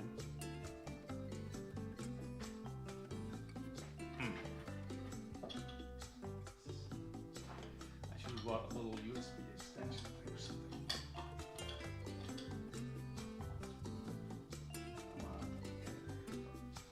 Okay. Whoa, look at that. OpenTabletDriver recognizes this tablet. And what's the first thing you notice is, so the bottom is the tablet, the top are my monitors. I know it looks a little confusing, that's just OpenTabletDriver. But I have two monitors. Oops. Mihao, I deliberately am keeping the music on. That's so it's not like totally boring. If you think it doesn't sound good, I'm happy to turn it off. I did that because I thought people would be, I don't know, it just make it a little more nice. But if you think it's bad, I'll happily turn it off, Mihao.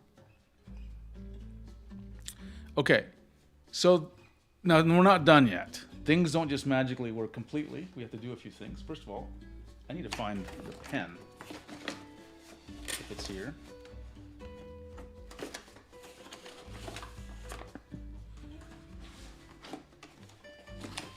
And if not, I think I can find another pen. I do have another pen. Okay, I think I took the pen out. Give me a second, I'll go get the pen. 1 second.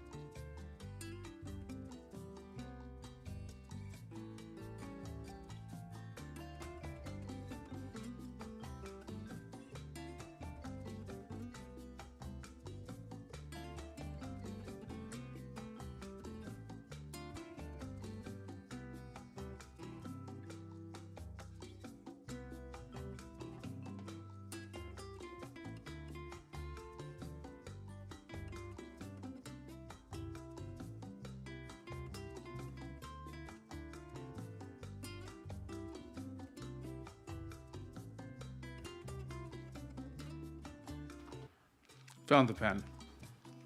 Okay, so just let me tell you what you're seeing here, because it may not be clear. So this is the pen, and just so you understand what you're seeing here, because it looks probably a little different. Koyo, I think the Doom OST would be a little overkill for this kind of stream. This is a gentle stream. Okay, the red is me. I added this. All my Wacom pens now have red tape on them, so I can easily find them. Why? Because I have over 100 pens. And I've labeled this pen, so I know the model number, and I have my own inventory ID. So this means WA means Wacom, P means pen, 046. It's the 46th of the like 70 Wacom pens I have, okay? So that's what this is. This is my number, not Wacom's number. But I use this number to track my pens as I measure them. Okay, so does the pen work? And the answer to that question is, oh, look at that. I am using a 24-year-old tablet on Windows 11. Okay. Now I'm not done yet. I just want to let you know if you're really we're gonna paint with this, but to do that I have to configure OpenTabletDriver to go to, and this is an unfortunate reality of OpenTabletDriver. You have to tell it to use Windows Ink, and then you have to go and configure this. And I really do wish this was a little bit easier. Apply. I believe they are working. The OpenTabletDriver people are working on a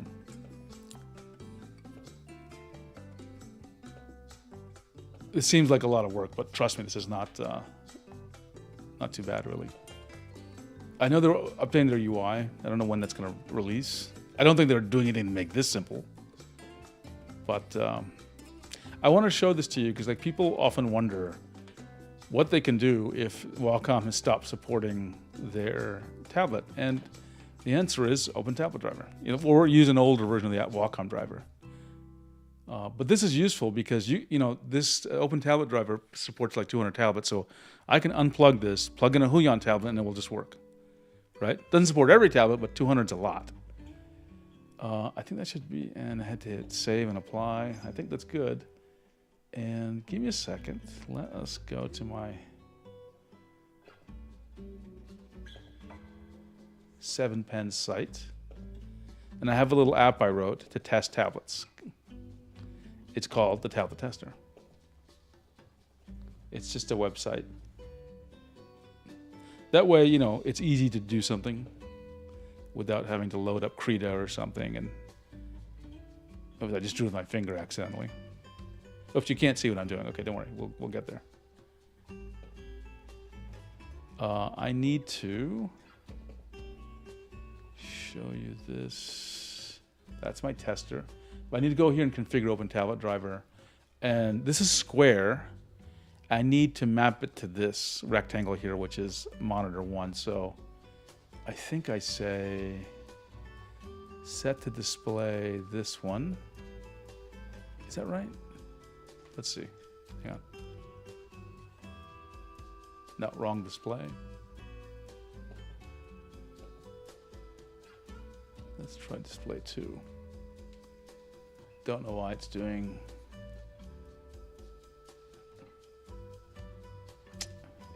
It's even more confused now. Oh, I didn't hit up. Oh, that drives me crazy. I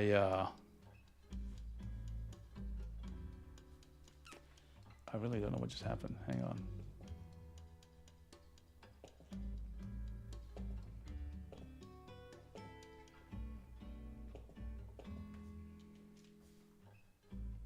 There we go. There we go. That was the equivalent of saying switching the display so the pointer goes to the right place. And now I need to do force proportions, of course. Now they don't call it force proportions. It's lock aspect ratio. Okay. And now it works. Now it'll work. Watch. Right? And this is a 24-year-old tablet, and I'm drawing with it. And you know what? The initial activation force is pretty low. Probably a Pro Pen. I feel like it's about as the level of a. It's better. It's better than the Wacom 1 pen. I'll tell you that. But I can draw with this. Okay, it feels good. There's nothing wrong here, right? There's absolutely nothing wrong here. So there we go. If you're ever stuck, you can use it. Now now why do I do this demo? And I could have done it with another tablet if they had USB. But the reason I'm doing this demo is I just want to convince you that these tablets from Wacom, at least the ones that I'm showing, these professional ones, are crazy reliable. They will last you decades. There is nothing that's going to stop this tablet working in 2035, okay? I can use it forever. The only thing I have to be careful of is this pen. Because, and I've dropped this pen, don't get me wrong, but I recommend you kind of baby your pens because they have pieces inside that can shatter, okay? So don't throw your pens, treat them very tenderly. The wobble. Okay, you really want me to go there, Miho? Okay. Miho wants me to do some testing on this. So I'm happy to do it. Give me one moment. This is wild. Let me get my ruler. There's a specific ruler I use for this test. So give me 1 second.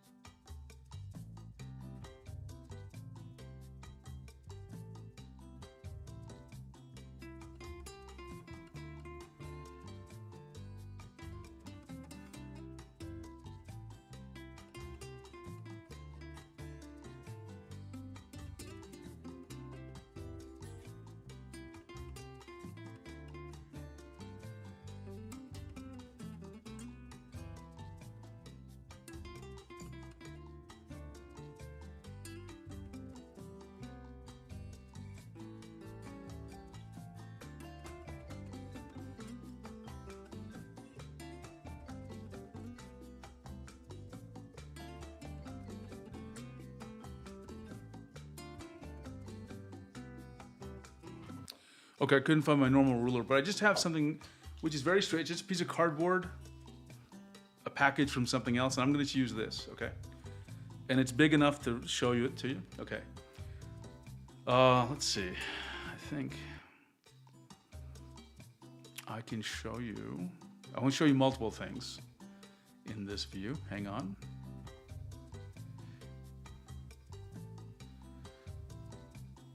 That's the screen. Okay, and then I'm going to show you, the yeah, I want you to see what I'm doing so you're not, I don't want to feel like I'm cheating you, like I'm falsely creating something, okay?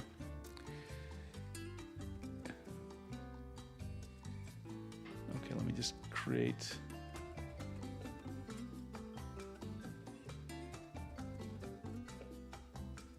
Now, it's gonna be, actually, you know what, I'm gonna turn off pressure.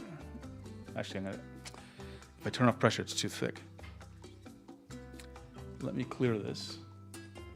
I may have to just load up Clip Studio or something to do it, hang on.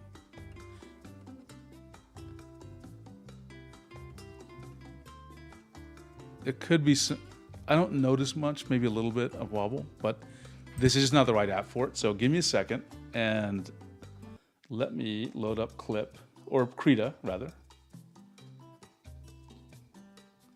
Now remember, if you're using OpenTabletDriver, it only uses Windows Ink.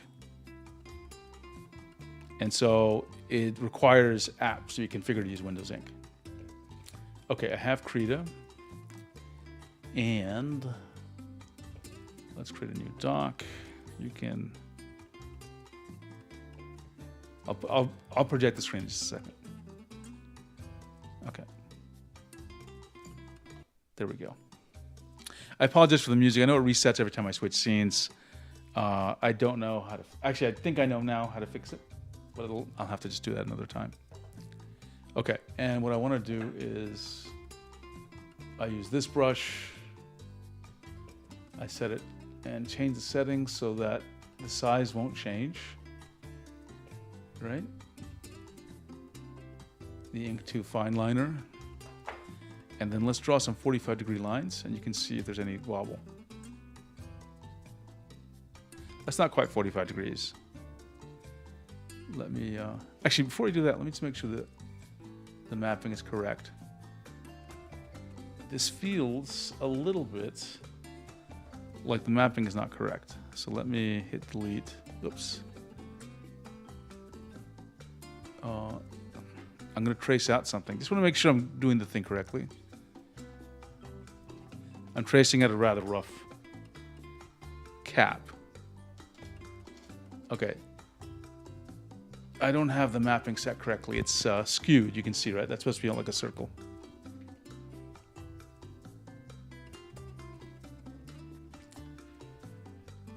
Let's see.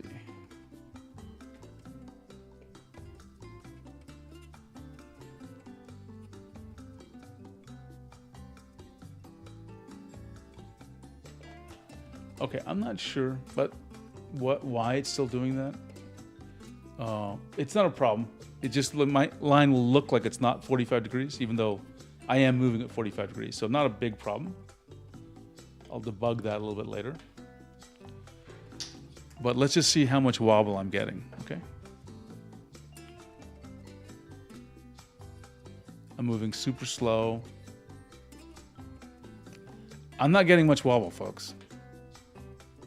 There's a little bit. You might be able to see it. And it's very gentle wobble. It's not a lot. And I got a little bit more toward the end of the stroke than the beginning, I mean. Let's try it again. Did I forget to hit apply? Okay. Hey, I believe you, man.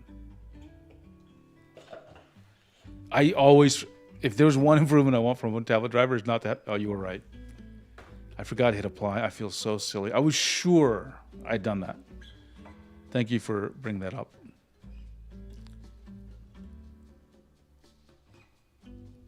There's a tiny bit of wobble. Again, I'm drawing crazy, slow. I'll do it at a faster speed to see when it kicks off. There is wobble. It's more than I'd like for a Wacom Pro tablet, but it's not bad. And as I move faster, how fast does it dissipate?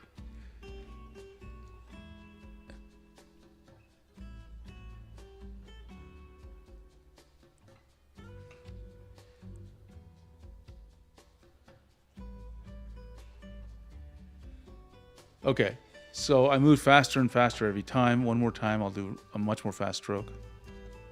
Okay, and you ignore the beginning and the ends, that's all. What you're seeing is there is some wobble, and I would say, yeah, you would want this to be better in a Wacom tablet. And the biggest problem is not that it happens, it's that it happens when I'm drawing fast. Okay, now, let's see, 3 Polygon says, there's 2 comments here, so let's just make sure I understand both. Tio proved the other day in a video that Apple iPad Pro, at least, if the tip is too near the ruler edge. I did see that. I need to explore that. I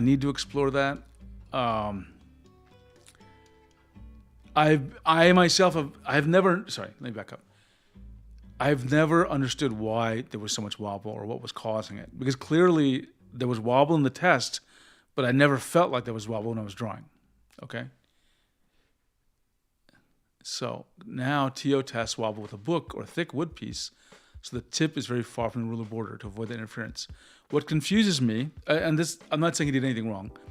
What's fascinating to me, rather, about his test is I don't understand. There should be a theory about why there's wobble, right? I believe it happens or doesn't happen depending on how he did it. But the question is, what's the operating theory, right? With a metal ruler, for example, because metal being metal, we believe it might affect the LC circuit because there's some electromagnetic stuff happening there. But why something made of the proximity of something that is not metallic would cause something to happen is weird. I don't know why that is. And another question is, does it affect? Do we see the same phenomena in EMR? Because Apple Pencils uses different technology than Wacom tablets, EMR tablets, right? Could it be static? It could be, but the reason why I think it could be static. Yes, there's an argument that said it's static. The counter argument is 3 polygons. Why is it a repeating pattern? Like, what would cause static to produce a consistent wobble? Like noise, I could believe, but one that, in a very regular pattern goes up and down. I can't figure that out, right? But I believe static could be a cause. And it is a huge wobble in the Apple, and I just don't know. So I want to do some tests on that. Mihao says the wobble probably because of the tech. The closer tip, the bigger the lever effect. We got to see. All I can do is experiment, right, and test my pens and see what happens. I have a lot of pens, so I'll test my Apple pens.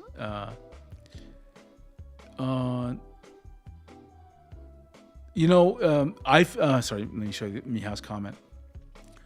Mihao, there is a teardown done by iFixit. And I have a page actually that links the iFixit teardown on my doc website. Actually, I'll show it to you since we are talking about this.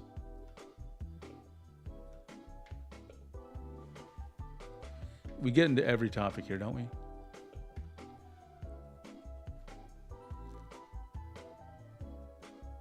Don't I have that here? It may have been in one of my, Apple Pencil. I thought I had a, I think it was one of my slide decks. Actually, let me try it one more time. I thought I had it somewhere.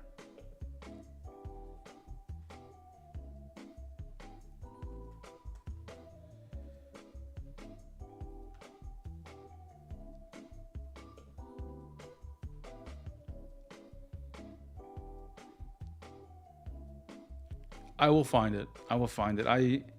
They did tear it apart, and I think what you're saying though is like there could be some effect on the gyros. Yes. So I just got to investigate. I got to investigate because it doesn't make sense to me, right? I believe he's correct. I don't understand the theory of why he's correct, right? And that's the mystery. And then again, I have to verify what happens with the EMR pens because they sense things differently than Apple Pencil, which uses more like the AES protocol. Okay, so yeah, we were doing this wobble. I just want to make sure people see the wobble. There is some wobble, but it's okay. I guess it's hard for me to say. You might not notice it, but I honestly probably wouldn't recommend. If I saw this for a pen tablet, I would probably say avoid the pen tablet. Okay?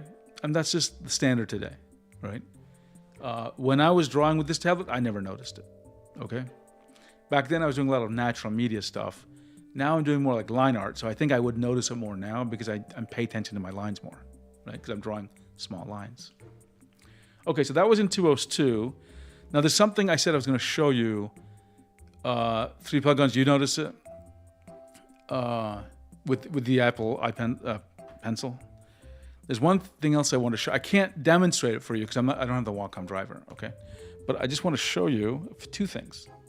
Number 1, let us zoom in. And let me show you the zoom in. Okay. Do you see these words here? New, open, close, save, print, exit, blah, blah, blah, blah, blah, blah, blah, right? And then, by the way, you see the light change when I press. To you, it might look off. It's actually yellow. When I'm not touching it, it's red. Or it's orange, then yellowish green when I touch. So that's a change in how this... I actually like that design, by the way. I think it's cool and elegant. Okay, so what's going on here? Oh, Mihaw's got a good point. For natural paint style, wobble is a feature, not a bug. It's valid. It's valid. That's a very good perspective. Okay, something is not obvious. So you see these buttons, but if you touch this, there's no buttons. There's no buttons whatsoever. Like it's just flat. So what's going on here? Okay, now I'm going to do something, but it's going to be... You're not going to see anything happen. In order to use these, you touch it with the pen. Okay? And you're probably wondering, why would you do that? How does it work? Well, actually, the active area goes into this section, and the driver actually sort of disregards pen input for drawing in this section, but instead treats your pen here like a clicking on buttons. I forgot what the word for this is. It's called soft buttons, right? Now, one more thing which is not obvious. We're going to get to that touchscreen, Konto. Okay, nice smooth surface, right? I'm going to see if I can do this. It takes a fingernail. I think this thing comes off. Well, we'll see, huh? Was it this model? Yeah, here we go. How to get my... Look at this. Right? Now, if I remove this, which is, I'm not sure you're supposed to remove it, but I have done it before to another tablet I have. Oh, this sucks. There's a tiny little space for a thumbnail to get in there, fingernail, but I don't have the best fingernails. This is going to destroy my thumb. I hate this. Hey, why don't I do this? Why don't I let gravity assist me? There we go. Yes. So 3 polygons mentions what this is. So I don't know if Wacom actually let you replace it. Now this thing can come off. I don't think they ever sold replacements for this. I'm not sure. I can't remember. But I have taken these off and I've taped them back on. And what you would do is, I actually have a piece of paper here.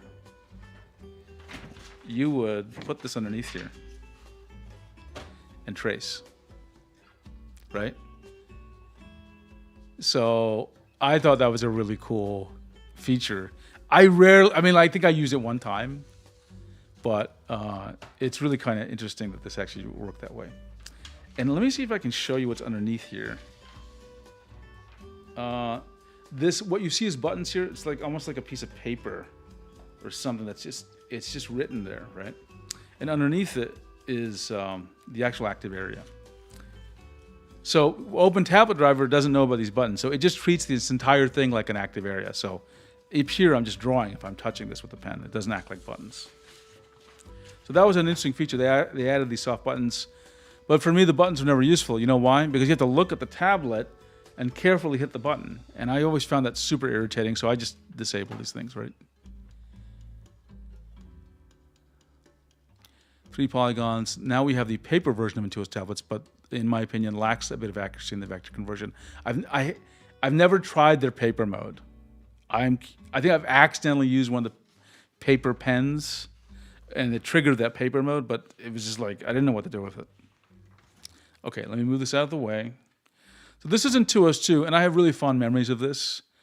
And now we're going to switch to the next one. And let me unplug this. And man, I'm loving this.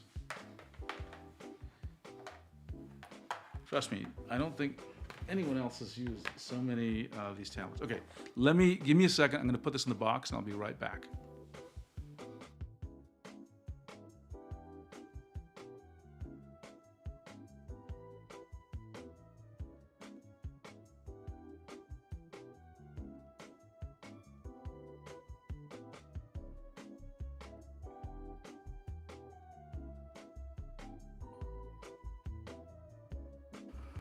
Okay, I am back, and let's get to our next exploration here, which is going to be Intuos 3. And let me get my PowerPoint. Okay, we're in Intuos 2. Now we're at Intuos 3. Now, okay, I just want to take a quick look at the Intuos 2 for a second. And, you know, basically it looks very similar to the Intuos 1. Similar styling.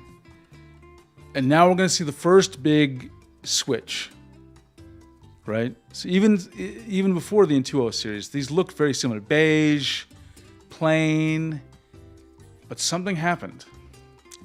Something happened in Intuos 3. This was in 2004. We're going to, 3 polygons, we're going to talk about that. It's more plastic, but the same effect.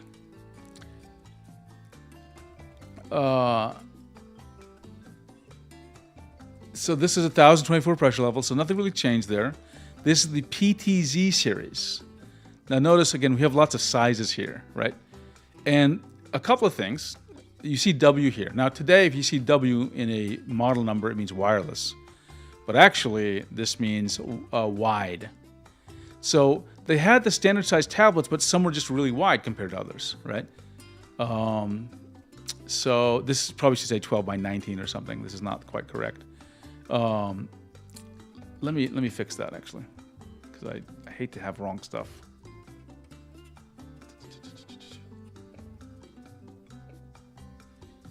I think that's right. If I'm wrong, I'll correct it later.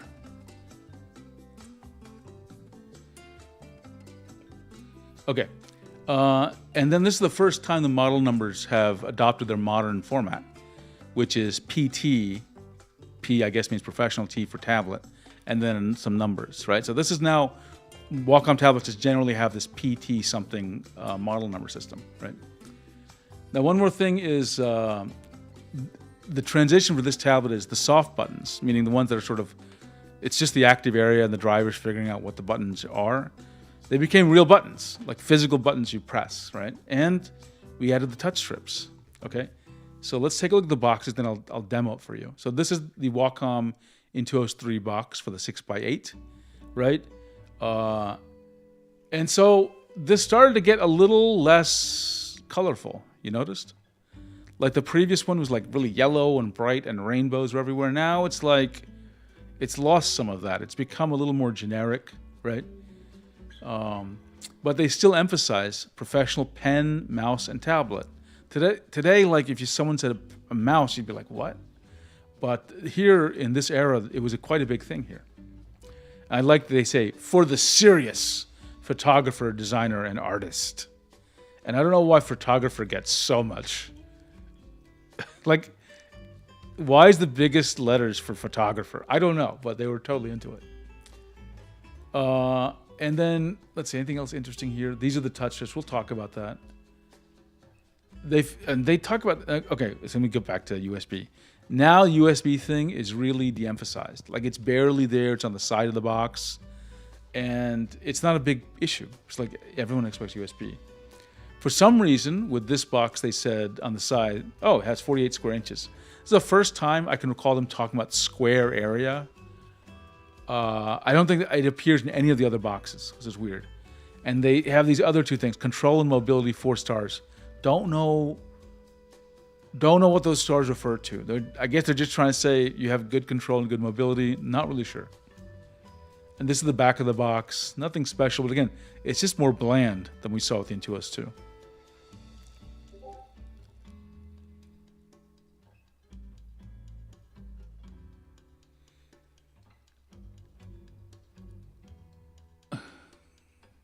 Okay, sorry, looking at my Discord chat. They're scolding me for not doing what I should have done. And so what's it say here? Intuos 3 gives you the power to quickly and professionally edit photos, create digital artwork, blah, blah, blah. Again, 2 million satisfied Wacom users. What is this number? Intuos privileges, we'll check later. Okay, what do they emphasize? They emphasize it's a new tablet. They emphasize ergonomic design with sloping, contoured palm rest. So they started this, okay? Multiple cord positions, which you'll see in a second. 8-foot cable, which is long, which is pretty long for a tablet. They doubled the lines per inch to 5,000 something. Oh, here's an interesting comment. Funny that Wacom would say it's 4 stars, considering 4 isn't a good. Oh, it isn't. I didn't know that. Is it? I know. I mean, I think there are some numbers which are considered very good. I assume you're saying this isn't unlucky or something, but just not one of the good ones, right? Lifetime limited warranty means it's built to last, and there are lots of people who love the Intuos 3, and everyone has the same word they'll use for it. It's a tank. It is a tank. It is solid. It is one of the most solid devices you'll ever use. Ergonomically programmable, strategically placed, programmable express keys and touch strips. And this is the first time the word express keys has been used in Wacom literature. Okay? And by the way, I hated the express keys. I'm not going to lie. I hated them on this tablet. So I don't have any first-hand experience. I tried it, like I always do, for 5 minutes, turned them off immediately. And they say the express keys are cordable, which I guess means you can press 2 at once to have a different effect. Or maybe press them with the mouse click. That's interesting. I didn't realize that. Like you could press one of the buttons and have the mouse click do something else. And then finger-sensitive touch strips for quick scrolling, zooming, and brush size control. I hated those touch strips, man. Let's see. 4 looks like death. Oh. 4 said like Shin, and Shin looks interesting. Okay. Well, then I guess the movie Fantastic Four may not do so well in Japan. Well, it may not do so well in the United States either, or the rest of the world. We'll see. And I'm just going to share it out now. I'm done with Marvel movies and DC movies and comic superhero movies. I'm done. They were good while it lasted, but then I've kind of lost interest in it. Okay. Still shipping the mouse. Still 1,000 levels of pressure. They still really brand the Switch. It appeared a couple of times in previous tablets I showed you, but that Switch has a name. They actually call it the Duo Switch, and it's like, it's branded, it's trademarked, which is wild. Multi-position pen stand. What a fancy way of describing a pen stand. 3 nib styles for a variety of feels. And tilt sensitivity, yeah. Okay, all good. Some stuff here, and this is something I've never totally been able to understand, which is this thing. Pen-abled. Watch for the pen-abled logo to ensure you're getting the natural feel and superior performance of Wacom's patented cordless and battery-free pen technology. I've never really understood what this is specifically talking about. Okay. Another thing of interest here. Superheroes ended with Endgame. I'm right there with you. You want to hear a secret? Well, I guess it won't be a secret after this. I have never watched the last 10 minutes of Endgame. I've watched the entire movie and gave up on it in the last 10 minutes. And I haven't seen a superhero film since then. Okay? But don't get me wrong, I loved so many of the Marvel movies. I don't think some of them are bad now. I'm tired of it. And sorry, I'm going on my comic book rant. I used to be really big into comics, but then I felt like the storylines were getting too complicated with multi-universe stuff and 3 different titles of X-Men, and I was like, and the stupid foil covers, and the plots just got, I couldn't keep track of what was going on, so I just lost interest. And I've read graphic novels, which are great, since then. But my enthusiasm for the form has really diminished. And thus, I kind of really liked when Marvel had Blade in 1999, by the way, and Iron Man in 2008, 2007. But my overall enthusiasm just died out. So I think there's not much more to mine there for people. Let's see. And then, not sure what they mean it as here, but they used to provide OEM services for digitizers and pens. Oh, okay. Interesting. Yeah, I think 3 Polygon summarized it well. Like, I love comics.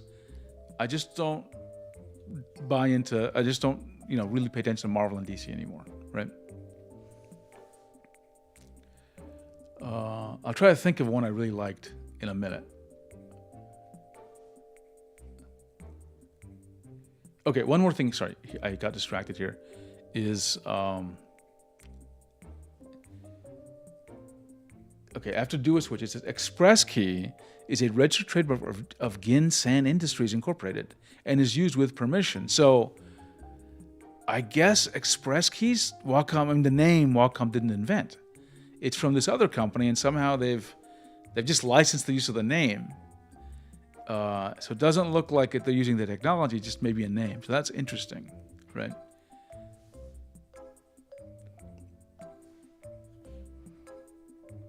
Mihail says, Iron Man movie 1 was the best MC character development movie. Changed my mind. I don't know. I think it's in the top 3. I will say I'm a huge fan of the Tobey Maguire Spider-Man movies. Okay, even Spider-Man 3. Yes, I love that movie. And also, as I mentioned, Blade with Wesley Snipes. Not a character development movie, just, it's earlier than people think. Okay, more box shots. Nothing too... Okay, they do the comparison again. Notice they keep insisting on emphasizing warranty for peace of mind, lifetime. They keep emphasizing a lifetime warranty, and I think that's great. Can someone confirm if Wacom does lifetime warranty still for Intuos? We'll find out, but like, it'd be good if someone can just point that out. Okay, and this is the tablet. Now, give me a second. This is my photo. I took this photo. I'm going to bring the tablet over, okay, so you can see it, because the picture doesn't do it justice. The picture does not do it justice. 1 second.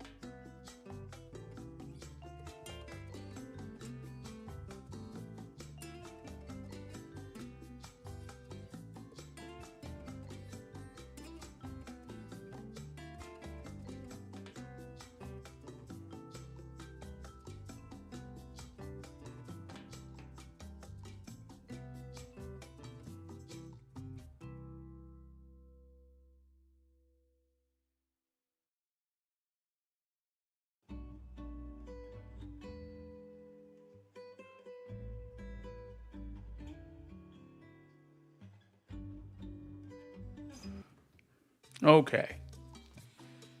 Okay, here we go. Intuos 3. And let me switch to the overhead so you can see.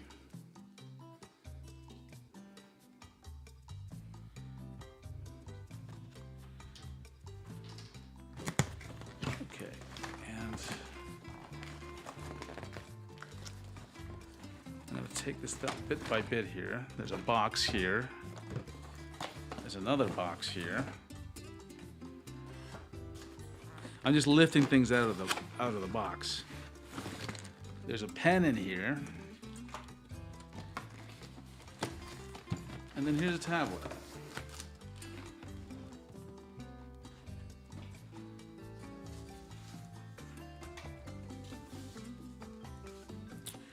And it is sealed up a little bit. That's okay. I'm just gonna undo this.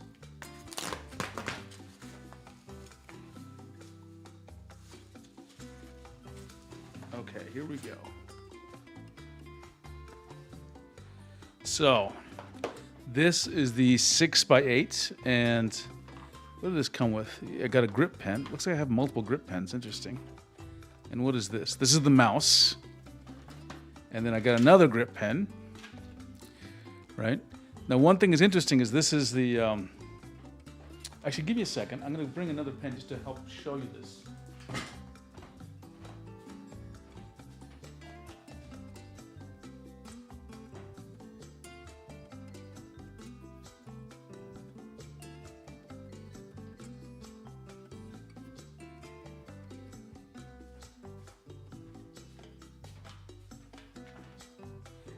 Okay, I'm going to leave this grip pen in its box because I have another one with me. But what I want to show you this is,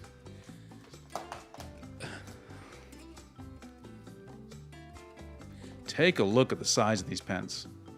I'm going to make them, the Intuos 3 pen, which is the gray one, is by far one of the biggest pens I've ever had. In fact, it is noticeably longer than both the Pro Pen 2 and the Pro Pen 3, right? Probably by, I don't know, 10 millimeters, right? Let's see. So many comments here. Okay. Why is the mouse... Oops, how do I show this comment? Okay. Why is the mouse taped? That's a good question. Oh, this. Okay. Everyone wants explanations.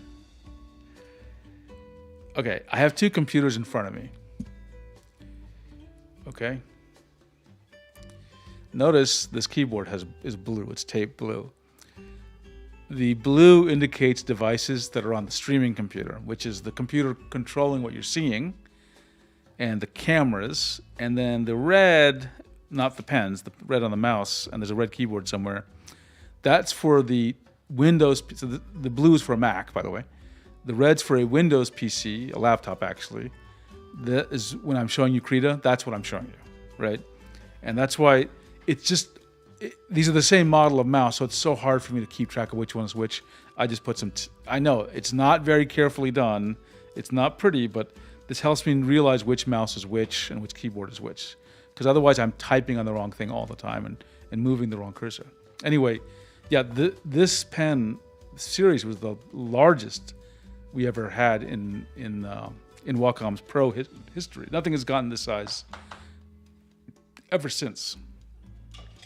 Now, I'm not going to bother demoing this, but I'm just going to point out some physical things, okay, that are kind of curious about this tablet. So let's first of all just go on the back. And this is a slight interesting touch Wacom did. They mentioned something, if you recall the box, that there's multiple pads for this thing. So this is one of those like clever little touches that I kind of wish they'd maintain, but you need a tablet to be of a certain thickness. And of course, this works if you've kind of set everything up. Now this looks like you might be able to take this cable out. You can't. The cable is affixed to the tablet. But notice it goes out this channel on the right? So it's flush with the desk. But you can actually just move it to the channel on top in case you have a preference, right? And I believe the Intuos 4, or one of them, I think the channel may even go across. We can take a look at it. But that's one of the nice little touch they did. One more thing you're still noticing in these tablets is screws. Like in this era, in Intuos 3, you could still take this tablet apart if you really wanted to, right, by unscrewing this thing. Anything else to notice here, I'd say, it's not obvious, and it may not come through on the camera, but I just want you to focus on the edge here, if I can show it to you. Okay. Now, in this era, and by era, let me show you what I mean.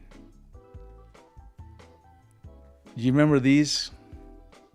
By a little company named Apple. And they were big into, this time, translucent stuff, okay? And clear plastic. You can see that in the speakers here, right? And I think even this keyboard did. But there was, things were transparent or translucent, and there's lots of clear plastic around everything. And it's hard to, it's really not easy to pick this up on the camera, but it's like there's a surface of the tablet, but on top of it is this clear plastic, okay? So it's like extra rigid. It's extra tough. It feels and looks like it's encased in something to protect it. And it's really kind of pretty. It's very glossy as a tablet as well, because this is kind of a shiny plastic, right? The other thing now is this, we've lost now, this surface does not come off anymore, right? Not that I can tell, right? It's just there. Now, I think this may have changed. I can't remember the Intuos 4, but we'll see. But we've lost that ability for the tracing. I don't mind, and you're just stuck with this. And these buttons are the first Express keys again, and I just don't like them, to be quite honest. They do not feel as refined as the Express keys we have now, right? They're very clicky, which I do like. You probably even can hear the clicks. But there's 1, 2, 3, 4 of them, and then here's the touch strip on this side, and we have the same thing on the left side, right? I never use this, especially I didn't use the touch strips because I would accidentally touch them, and then there you go. But this was the era when they had the buttons or Express keys on both sides, which is interesting, and I think that's nice because you never have to reconfigure the tablet if you're left or right-handed. You can just flick this, right? So a lot of people love the Intuos 3 style, right? This is just one that is just, again, solid. A little bit thicker than we're used to. This is actually thicker than even the very first SD tablet I showed you, right? And these were among the thickest Wacom made. I think the Intuos 4 is even thicker. Now, one more thing I want to show you. Just 1 second.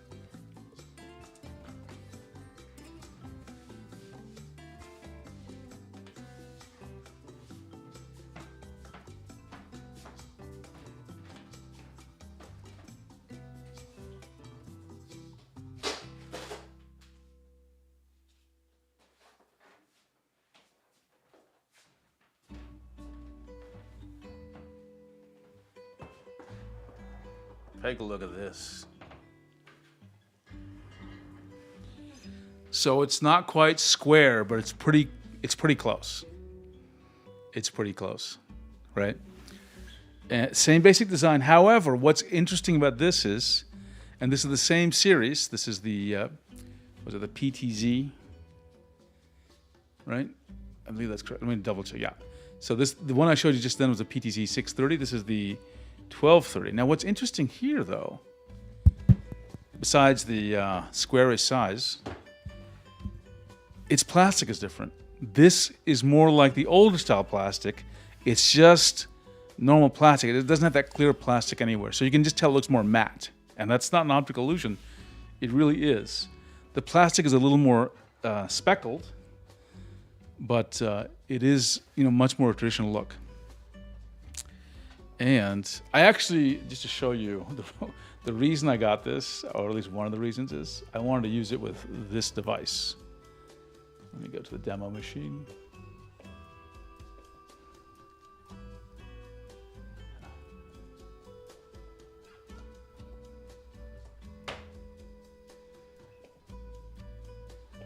You see this thing? I actually have 2 of these, and I haven't tried it yet. But this is very close to the same aspect ratio as the tablet, right? And so I wanted to try it. I wanted to see what it would be like to draw in a square way.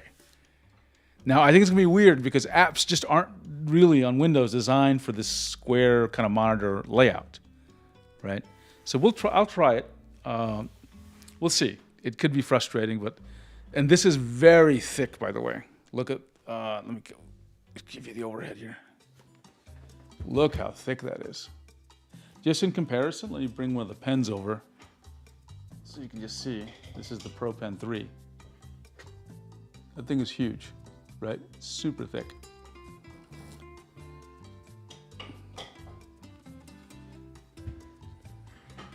And one more thing I want to mention, I threw the tablet away. I moved the tablet away, you cannot see this with your eyes, but I told you this clear plastic. The plastic underneath has a very slight, almost metallic texture. So it has a richer, more sophisticated look than you might otherwise guess. And I think that's another thing of the appeal of this. It's just textured quite interestingly. You can't feel it because the plastic covers it, but it's more there. It's not plain like some of these other tablets. Okay, let's take a look at the comments.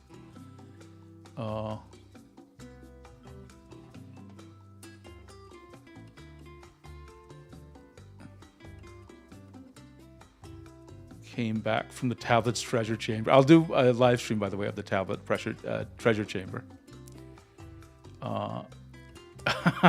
Meow, I just bought a label printer, so now they're going to be labeled on everything. 7 did a stream on his grotto. Is that what we're calling the tablet grotto? I love it.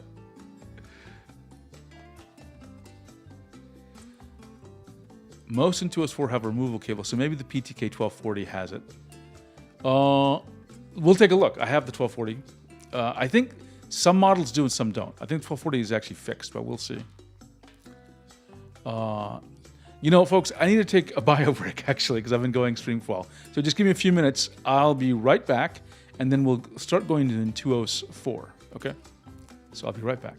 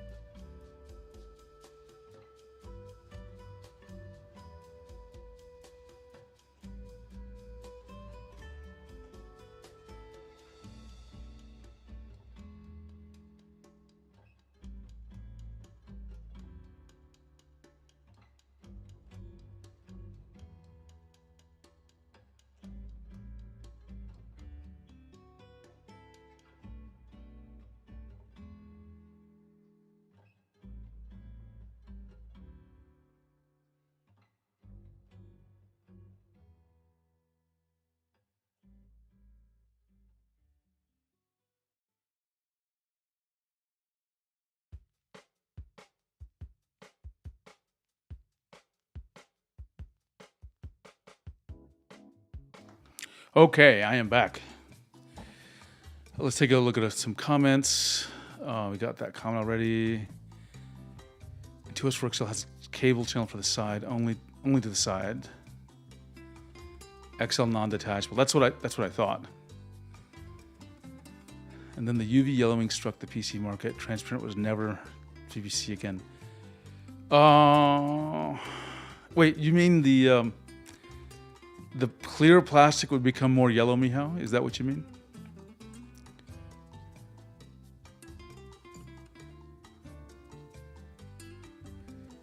PTK 1240 is mine, I believe, always better with acronyms. You can take the surface off, but you're very much not supposed. I think that's correct. Because they don't sell replacements, so, and there's no instructions about taking them off. I broke the small tools for detaching the film. But it still worked, right? Just the film was no longer there.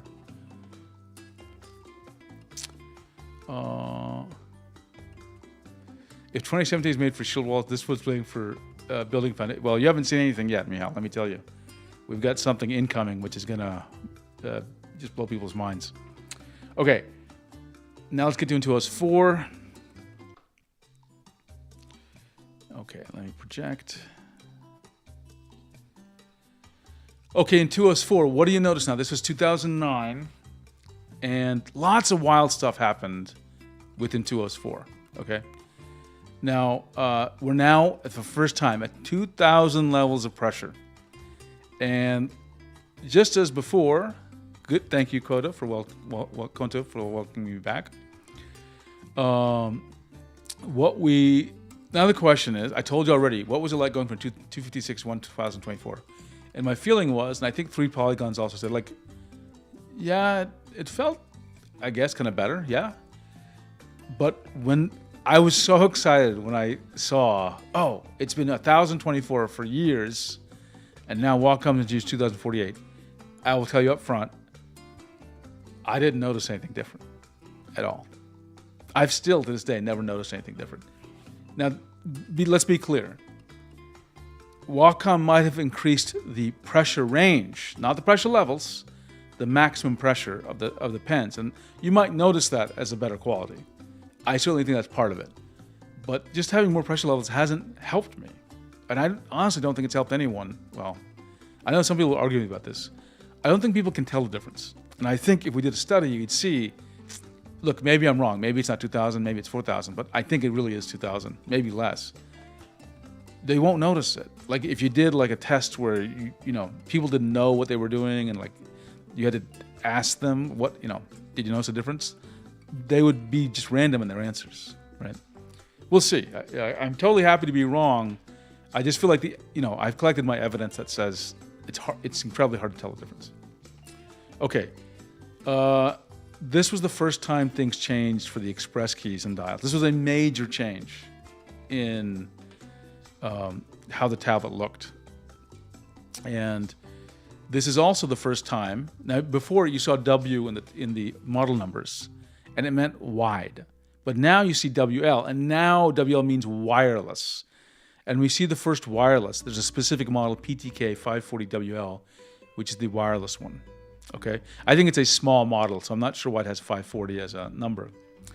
And then the touch strips became, this is the first time we got the ring, right?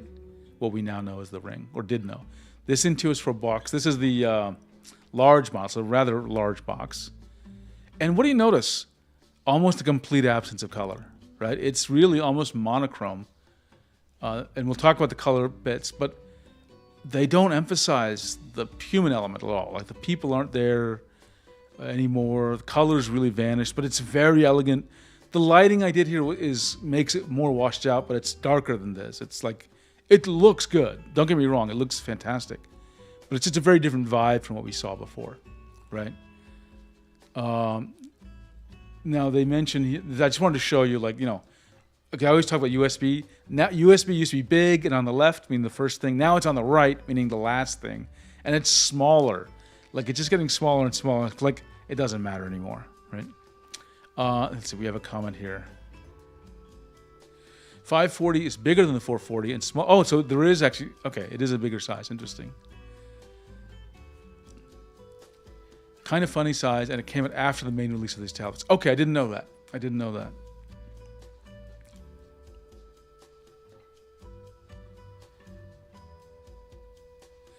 Free Polygon says, the disc is amazing for, I think the ring, you mean, is amazing for brush touch change in my experience after adjusting the disc speed. I could never get into it because I was always accidentally triggering it. So it just never worked for me. There's less text now on these boxes. I'm just showing you some pieces of them. Now, the express keys have slightly improved. There you can see the ring. But what's this? Some of you are wondering. What's this? These icons. That isn't paint. That's actually a little like LCD display. So you could make those say different things. Like theoretically, we'll see if we can demo it actually. We could make them show what the buttons were assigned to. Clever idea. Now, it turns out actually that screen is controllable. Like if you are proficient in like dealing with talking through these USB devices, you can make that show whatever you want. Cube, Tablet Expert Cube, actually, I think it's a Python script. He actually made a little animation that runs in that screen, right? So there's a lot you can do there. But I mean, that's rather an advanced thing to do. Cool concept that Wacom removed, right? And then you can see actually now like how it looks. Now this is like, it looks like a Photoshop of it. The actual screen, it doesn't look as clear as this, right? because this makes it look like it's super high resolution. It's not super high resolution. Anything else? Express keys. They called it express key displays. Okay. They keep emphasizing the side switches on the pen, which is crazy. It's like, it's so like assumed those will do that, and they keep mentioning it. They talk about ambidextrous design, which makes sense. You can rotate well, now you have to rotate the tablet. Before you didn't, because they had keys on both sides, but now you have to if you're left-handed. The mouse is still included. I forgot about that, actually. This, besides the logo for the Mac OS and Windows, this is the only other color and a red dot on the word Intuos. This is, now we see the first time in my recollection, we've seen this Wacom logo, which is, I don't know what it is. I always think of it as, I'm sure this is unintended, but to me, I always picture it as horns, some kind of bizarre. I'm not sure what it's really supposed to represent.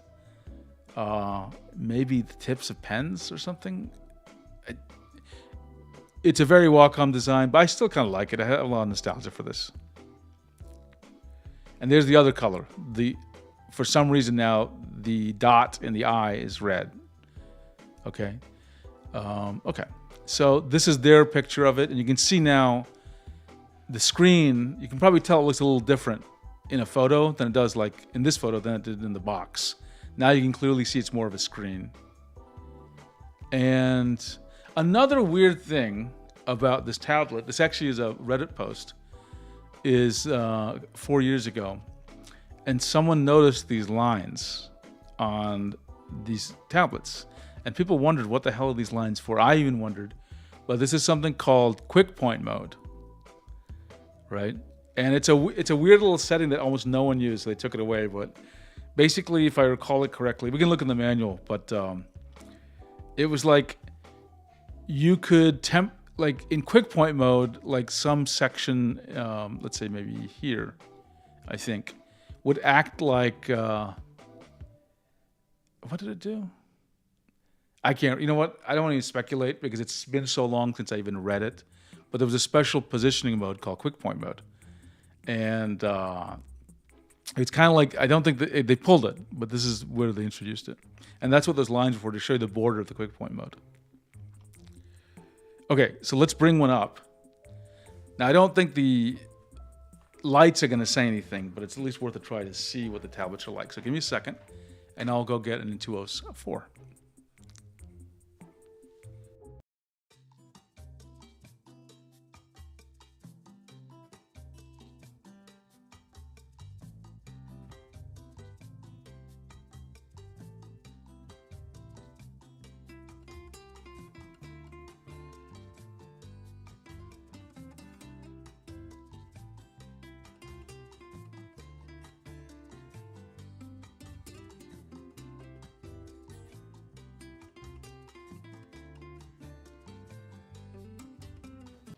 Okay, I've got the box, which is big, and this is the large model, so it has a little carry handle, which isn't actually kind of nice.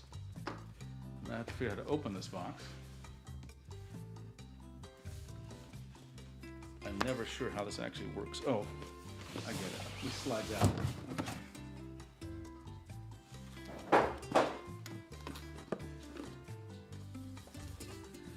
And this is so big, it's actually really awkward for me to demonstrate it. And I have ordered a smaller Intuos 4, but it's just not around me right now.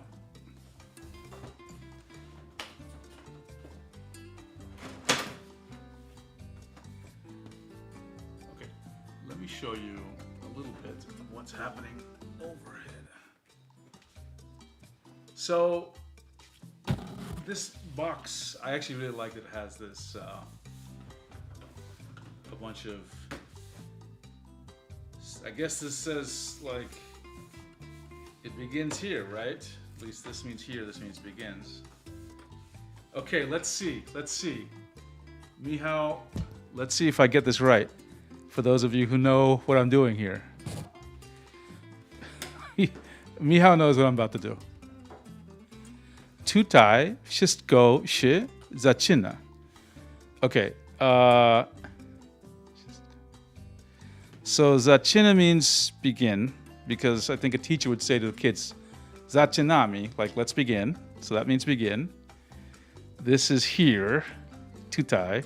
Wszystko się. Okay, wszyscy means like everything or all. So wszystko się, and this is like a reflexive. So something. Would this mean like everyone begins here? Or all begin here? I'm going to wait for Michał to tell me. A live Polish lesson. See, this is complicated. In German, here begins, or is that German? I don't know what this het is. Anyway, it is nice that they start this. It has a very elegant feel. So here's the tablet, and you can see the quick point mode things. And let me bring this up here. So it's very dark. This is almost black, or I think it is black actually. And yeah, this one, the cable is not affixed. You can actually plug in the cable.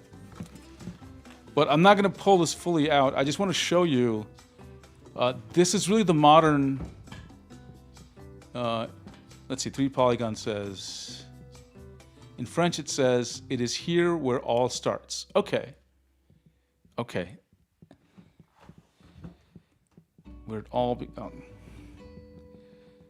translation is such a fun topic. Okay, so again, it's so dark. I didn't realize that. But you can see right here. This is the beginning. This is when we all started getting we kept this design for 16 years. This express keys and the ring here. But I got to tell you that this is actually overall very elegant looking, one of the most elegant. This is where we started getting the black plastic mode. The only thing that makes it a little bit weird is that the surface here, which again, it's not intended to be removed. This surface just looks a little out of place with the black, right?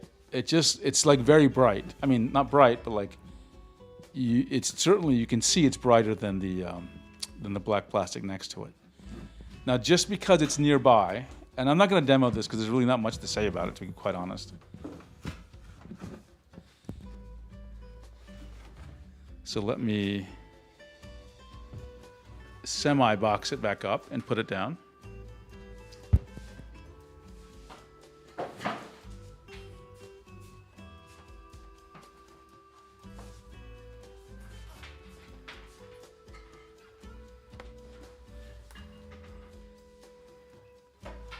And my friends, now we have the last of a special breed. This is the Intuos 4 XL. Oh, so we have a good comment here. Let's take a look. Not all models came with that sheet on the surface. Some were black, and those match quite nice. Really? I'd love to see that. I'd love to see that. I had no clue. I'd never seen one with a dark cover. Maybe I'll search. So this is actually backwards. So let me change this. This is the Intuos 4 XL. And I gotta tell you, you have never experienced life until you've used one of these, okay? There is nothing like it. There's nothing like it at all on the market. Yeah, you get pen displays that are big, right? Totally get that. But what I am saying is this.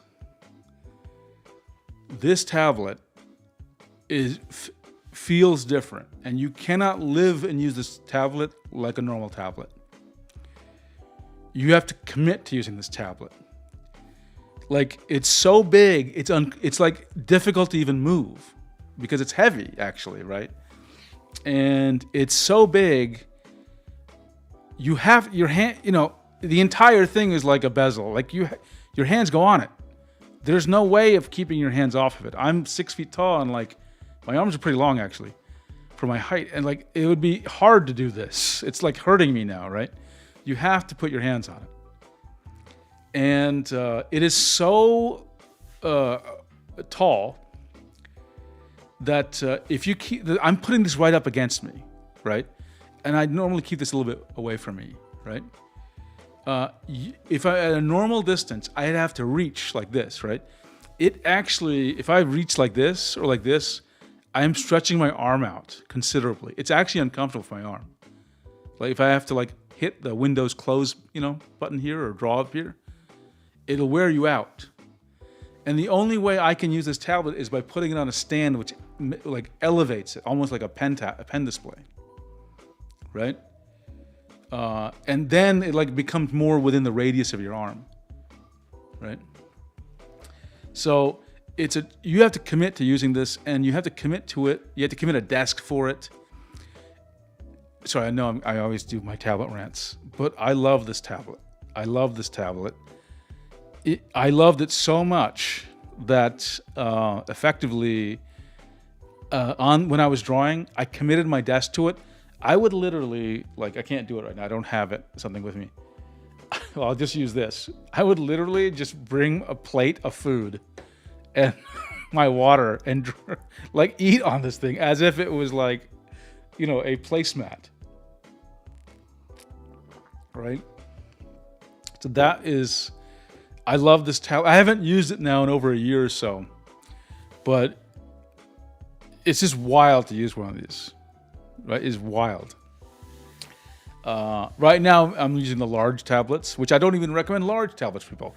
This is extra large, and I said this is the last of a generation. You'll never see another tablet like this. This is it. I love this tablet so much. I have 5 of them. Okay? I'm like stocking up on these tablets. Just in case, the joke in one of my Discords is like, I'm gonna roof my house with it, with a bunch of these tablets, right? Anyway, I just wanted to share this with you because like, it is a real, and someone says a chonker. No joking. This is the thickest tablet I think Wacom ever made that isn't a pen display. And today, if you wanted something like this, you don't have any options. You're gonna just have to buy like a pen display, like a Cintiq or something, and use it instead, right? Actually, how wide is this? Give me a second. Let me get a ruler.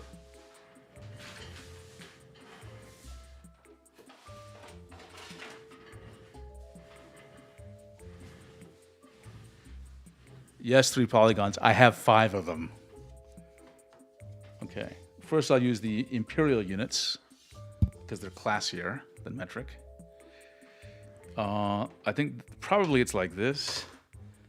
So what? I would say about 22 inches of active area, which is crazy. So it's a 22-inch monitor. Okay? Think about that. You'd have to buy a 22-inch monitor to get this. And what is that? Just for everyone else who likes centimeters and meters, that's about, 57 centimeters?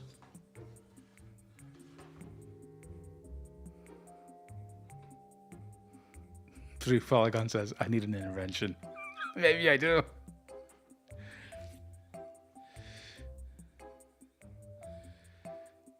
Oh, you have to go through Polygons. Well, thank you so much. It was great having you in chat, and you've used tablets for quite a while too, so it's good to hear your experience with these. 65 centimeter, yeah, that's about right. So this is one of my favorite tablets. Again, impractical, but I just want to show it to you because it is a beautiful, lovely tablet to have.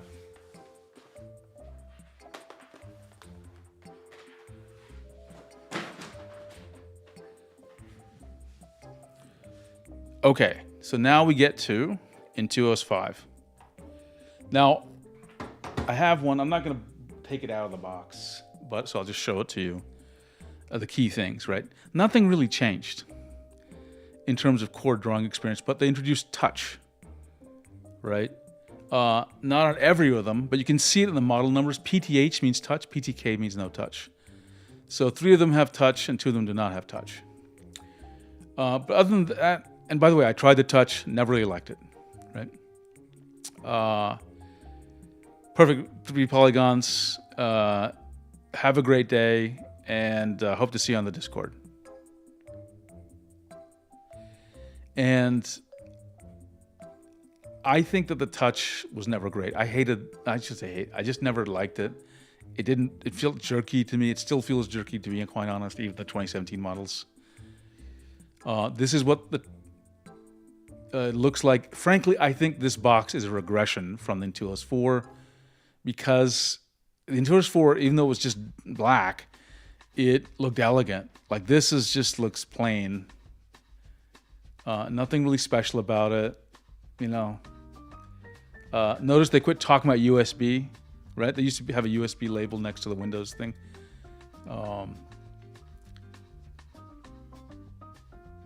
And anything interesting here? A few comments here, but like they just say less on the box now. And this is a picture of the Intuos 5. Notice that the express keys have changed a little bit. Before you could see the borders of the buttons. You could sort of see the gaps between the body of the tablet and the buttons. But now, like the surface of the buttons is covered by this rubbery material. This entire area is like rubbery. And at first I thought that was really cool because you could spill something and it wouldn't go inside the buttons. But then you discover over years that rubbery material breaks down. So you can find a lot of on eBay. You can see a lot of that rubbery material has worn a bit. So probably in hindsight, not the best thing. Then we get to the Intuos Pro 2013, which was just released a year later. And this is when we first saw the move from, let me make sure, we're in Intuos 5, and now we went to Intuos Pro, right? So really, this should be called Intuos Pro 2013 is Intuos 6, right? And this is the name change. Intuos was such a good name, Wacom used it. They said, we're going to use it for our consumer line. And then they renamed the professional line Intuos Pro. I was not a fan of this change. I was not a fan of this change at all because I was so into I love the Intuos name. I looked at this change and I just thought it's cheapening. It didn't make me think it cheapened the name, I thought, because Intuos stood for the best, and now they were using that name for these kind of, I can't say they were crappy because I don't know that I don't use them, but like they certainly weren't as good as the Intuos line. So, you know, it felt like it diminished the brand. On the other hand, Intuos is a great name, okay? And everyone was able to adjust very quickly. Intuos Pro means the Pro, and everything else is just Intuos, right? Except, of course, they introduced Wacom 1 and 1 by Wacom and blah, blah. So nothing super special about that. But the Intuos Pro maintains the same basic look, but the buttons no longer have the rubbery covering for this version, for the 2013, right? Other than that, same tablet, nothing changed. The next big change was the 2017 model. So this is kind of like the Intuos, 7, actually, right? This is the first time we got 8,000 levels of pressure. They introduced my favorite pen in the entire world, the Pro Pen 2, KP504E. And the touch ring became an actual physical button in this model. And this was a significant change in their boxing as well. The packages became very colorful, had artwork on them, very nice, sort of a nice balance between creativity and like seriousness, right? So I liked it, and I think this is when they changed their font. They may have done that earlier. I don't know. I'm not sure, but now they have this really nice little font for their logo type. And this is it. This is what we were used to for like what? I forget how many years. 7 years or something. And I still think it's a fantastic tablet. I am going to do a video to talk to those people who don't have an Intuos Pro and are considering whether they should get the Intuos Pro 2025 and 2017. Nick, what's up? 3 hours of boasting of his tablet collection? Unfortunately, tablets are not like antiques and not raising in price with age. Tell me about it. Tell me about it. And I hope they don't increase because I need to buy more tablets. Maybe only exception Art Pen, but that wasn't included with any. That's true. That's true. And the Art Pen, prices for the Art Pen are pretty high. Pretty high. They're definitely not reducing. So anyway, back to what I was saying. I will do a video or a stream or something explicitly talking about 2017 versus 2025. I still think this is a great tablet. I think this is a fantastic tablet, and people should be happy to have it. But there are pros and cons to each one, right? And it's not just because one has touch and one doesn't. There are other issues you need to be aware of. But overall, this tablet will last forever. I've shown you that. Remember, at the beginning of the stream, I showed you, or toward the beginning, I showed you me using a tablet that was 24 years old, and it worked. So that's kind of amazing. And the pen was 24 years old. And I'm going to show you another wild trick thing before we end the stream. Okay, and now we're at Intuos Pro 2025, new pen, Pro Pen 3. We all know the story here. The express keys are now at the top. Touch is gone. Aspect ratio, which we'll talk about a little bit later, it's 16:9. Bland environmental packaging. Yeah, good for the environment. Boring design. Sorry. And, love it or hate it, I still think it's a beautiful tablet, right? It's still a beautiful, I use it, I like it. I want to talk a little bit about the aspect ratios, a couple of topics. I'm going to do one more demo, and then we're gonna end the stream. Let's see. Nick says, I'm using this baby now. Great tablet, but touch, it kind of sucks on software level. So yeah. And Nick, that matches up with, I think, almost everyone I've ever talked to. They're like, they just try it, and they're like, nope, we're going to get rid of it. Right? They just turn it off, right? Okay. So you see all the model numbers, and take a look at the aspect ratios. I just want to show you the craziness of what happened over, like 25 years, or how many years this is, right? Look at I got these numbers from Cube, Tablet Expert Cube, and he's normalized them to 16 by X, right? So if it's 16 by 16, it's square. So this makes it easier to compare to like 16 by 9. Take a look at the aspect ratios for the UD series, the ArtPad, 16 by 12, 16 by 16. These numbers are strange to us, like weird aspect ratios, right? Because of course 16 by 9 didn't exist back then. the GD series, again, a wide variety of aspect ratios and just unusual ones. Now, they're trying to mimic more paper, which I guess makes sense. In Intuos 2, again, just very strange aspect ratios from a today perspective. By Intuos 3, we're starting to see some interesting patterns develop. We see 16 by 10, 16 by 12, 16 by 16, right? Which are, again, unusual. 16 by 10, though, we're seeing a lot of monitors at that aspect ratio. Intuos 4, all 16 by 10. So now they're kind of standardizing on 16 by 10, which is fine. I'm totally fine with 16 by 10. Same with Intuos 5, and then Intuos Pro 2013. And then this 2017 got weird. They're different in wild ways. 16 by 10 and almost 16 by 11, right? And say thank you for clarifying that. 16 by 12 is 4 by 3, right? Which matches what monitors were doing back then, right? But today's perspective is like it's weird to see a 4 by 3 monitor. And then of course Intuos Pro, I call them 16 by 9, but actually two of them are kind of a little off, right? So no matter what your takeaway from all this is, turn on force proportions, okay? And Nick asks a question: do you remember what the original prices of the Intuos Pro processors? They were always, I think that's about right. I am going to write down the prices. I'm planning on putting a page up, a document that shows the history of these tablets, and I'll write down the prices. The way I'm going to find out the prices is there are reviews that are still online and archives of reviews, so I'll be able to find out the exact prices. I do remember the largest being around 500 in general, though. Okay, so we'll do speculation in a second, but I have a special demo to show you, okay? And it actually involves one of the tablets I showed you at the beginning and one of the newest tablets that Wacom has released. So give me a moment. I need to pick up the tablets, and we're gonna do a test of something crazy. Okay, so 1 second.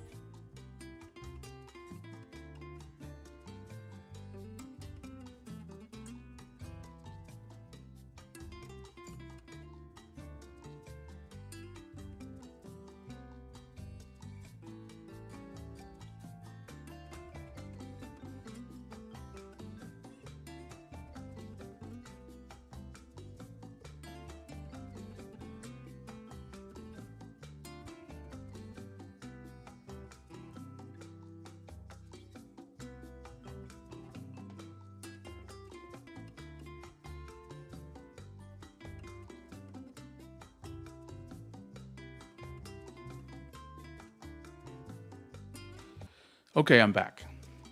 And we're going to test a theory. Well, I don't know what's going to happen. I don't know what's going to happen. I have with me the Intuos Pro 2025, right? And you can see how thin it is compared to, it's almost like a razor compared to some of the tablets we've seen today. One of the features they added to the Intuos Pro 2025 was they said that it'd be they said it'd be compatible with like some all the bunch of pens they listed. And what I said was, okay, it's instead of just think of it as a list, besides the Pro pens, this tablet is supposed to be compatible with a certain generation of UD EMR pens. And I said UD stands for Universal Digitizer. Now, did you notice that a couple of the tablets I had, 2 of them, were called UD, the UD0608. That's interesting, right? And they came with a pen. Could it be that the pen that's from the UD tablet from like 30 years ago will work with a 2025 tablet? Okay, let's. I don't know what's going to happen. It's just a guess. It's a guess because I'm just guessing. They both have UD in the title, right? Let's see. So I'm going to pick up not the Art Pad. I have the other one here, the Art Z.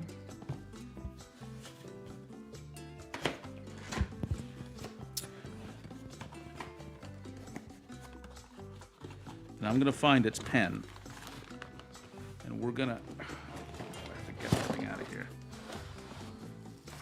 I think I see it. Okay.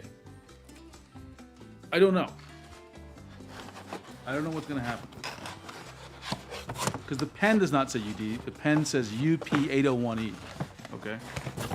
But the tablet is a UD. It's a UD, it says UD2 actually, UD0608, okay.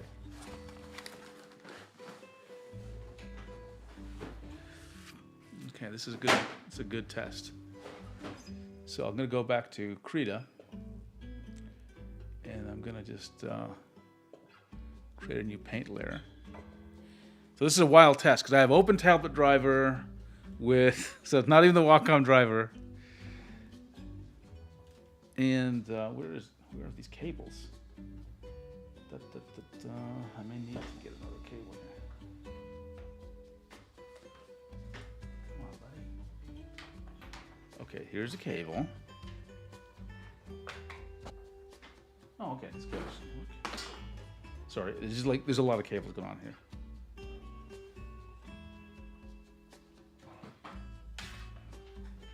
Okay. So first, let's verify I can make this thing work. And if it doesn't work with OpenTabletDriver, which it should, because I think I set it up, I have another computer I can use that's ready to be used. Okay, I hear the click. And I'm going to just pick up a Pro Pen 3 for a second, just to demo it. Let's just take a look. Okay, Pro Pen 3 works. Very responsive. Okay. Now...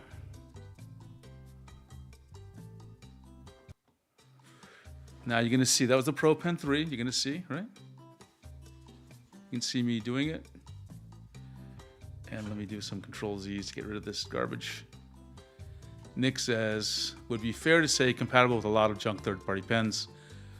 No, if you buy obviously you want to use it with Max. Yes, but if you need a backup pen, a spare pen in an emergency, just like you have a spare car key or house key, getting one of these UD pens, which is only $30, might be worth it because you're on the hook for $80 for Pro Pen 2, on $130 for Pro Pen 3. I think the grip pen will be like $40 or $50. That's a little bit better, but I just wanted to make sure people have options, right? And that's why I spent time on this. And not that I suggest people try doing this, but we're going to see if it works because I want to know how durable, how long-lasting this technology is. So this is a 30-year-old tablet, and we're gonna guess. Here we go. Holy, it works! Can everyone see I'm using this pen? So let's just get this straight.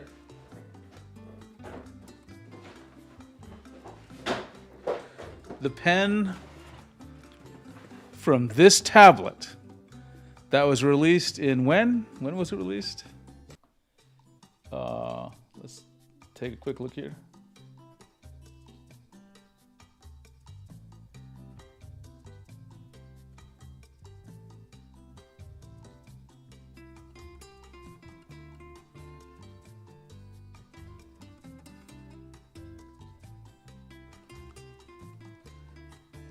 Okay, yeah, that was 1994. This 1994 tablet, right? So basically 29 years. I'll round it up to 30. The pen made back then works totally fine with the Intuos Pro 2025. Why is that? Because it's a UD pen, you know, or a certain generation of UD pen, and it feels fine. In fact, it feels just fine to use this pen. I will say it feels actually, for reasons I'll explain in a second, it feels better than the one that comes with the Wacom 1, the CP913, or even the CP923.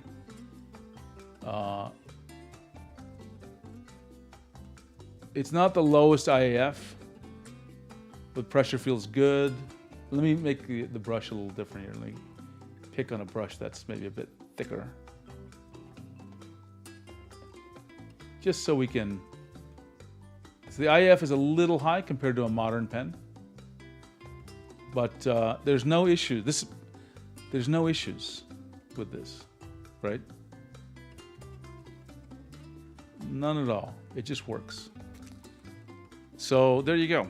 30-year-old pen with 2025 tablet.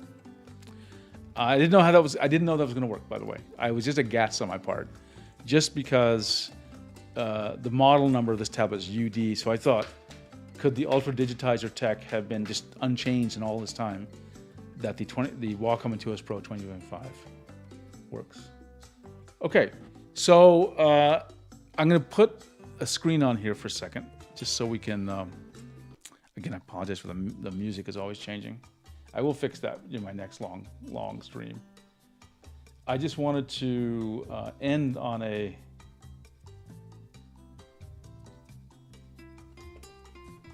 So I just wanted to share a few thoughts. And please, I'd like you to share some thoughts as well. What's for the future? Because I mentioned this so many times. Everything's converging. Everything's converging. The quality of pens is there across multiple brands. Don't get me wrong, for reasons that are hard to convey, because I'm not I'm not an electrical engineer. Wacom still has the best tech, and I think that's true. But the differences that they have aren't mattering as much, right? And so they're not able to differentiate themselves on that tech. The Intuos Pro, let's actually take Huion for a second. 2024 was the year of Huion because they released PenTech 4.0. Those pens have been great.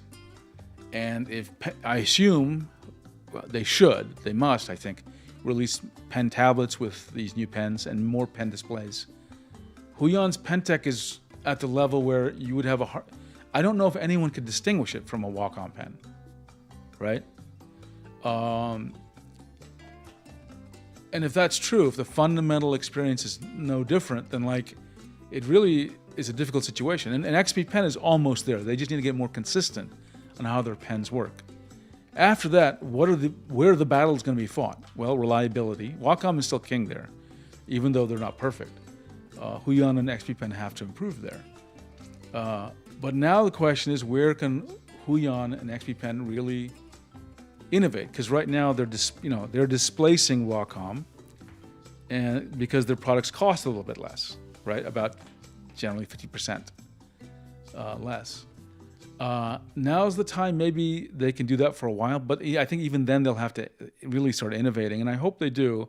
I hope we see things like, not to pick on express keys, but yeah, sure, we can add more express keys. That's always an easy and cheap thing to do for a tablet.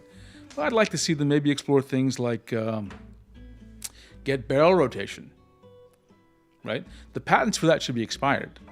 So that's a thing that Wacom seems to have given up on. They still support it with their art pen, but they're not even making the art pen anymore. So that's an opportunity. Filling in these missing gaps.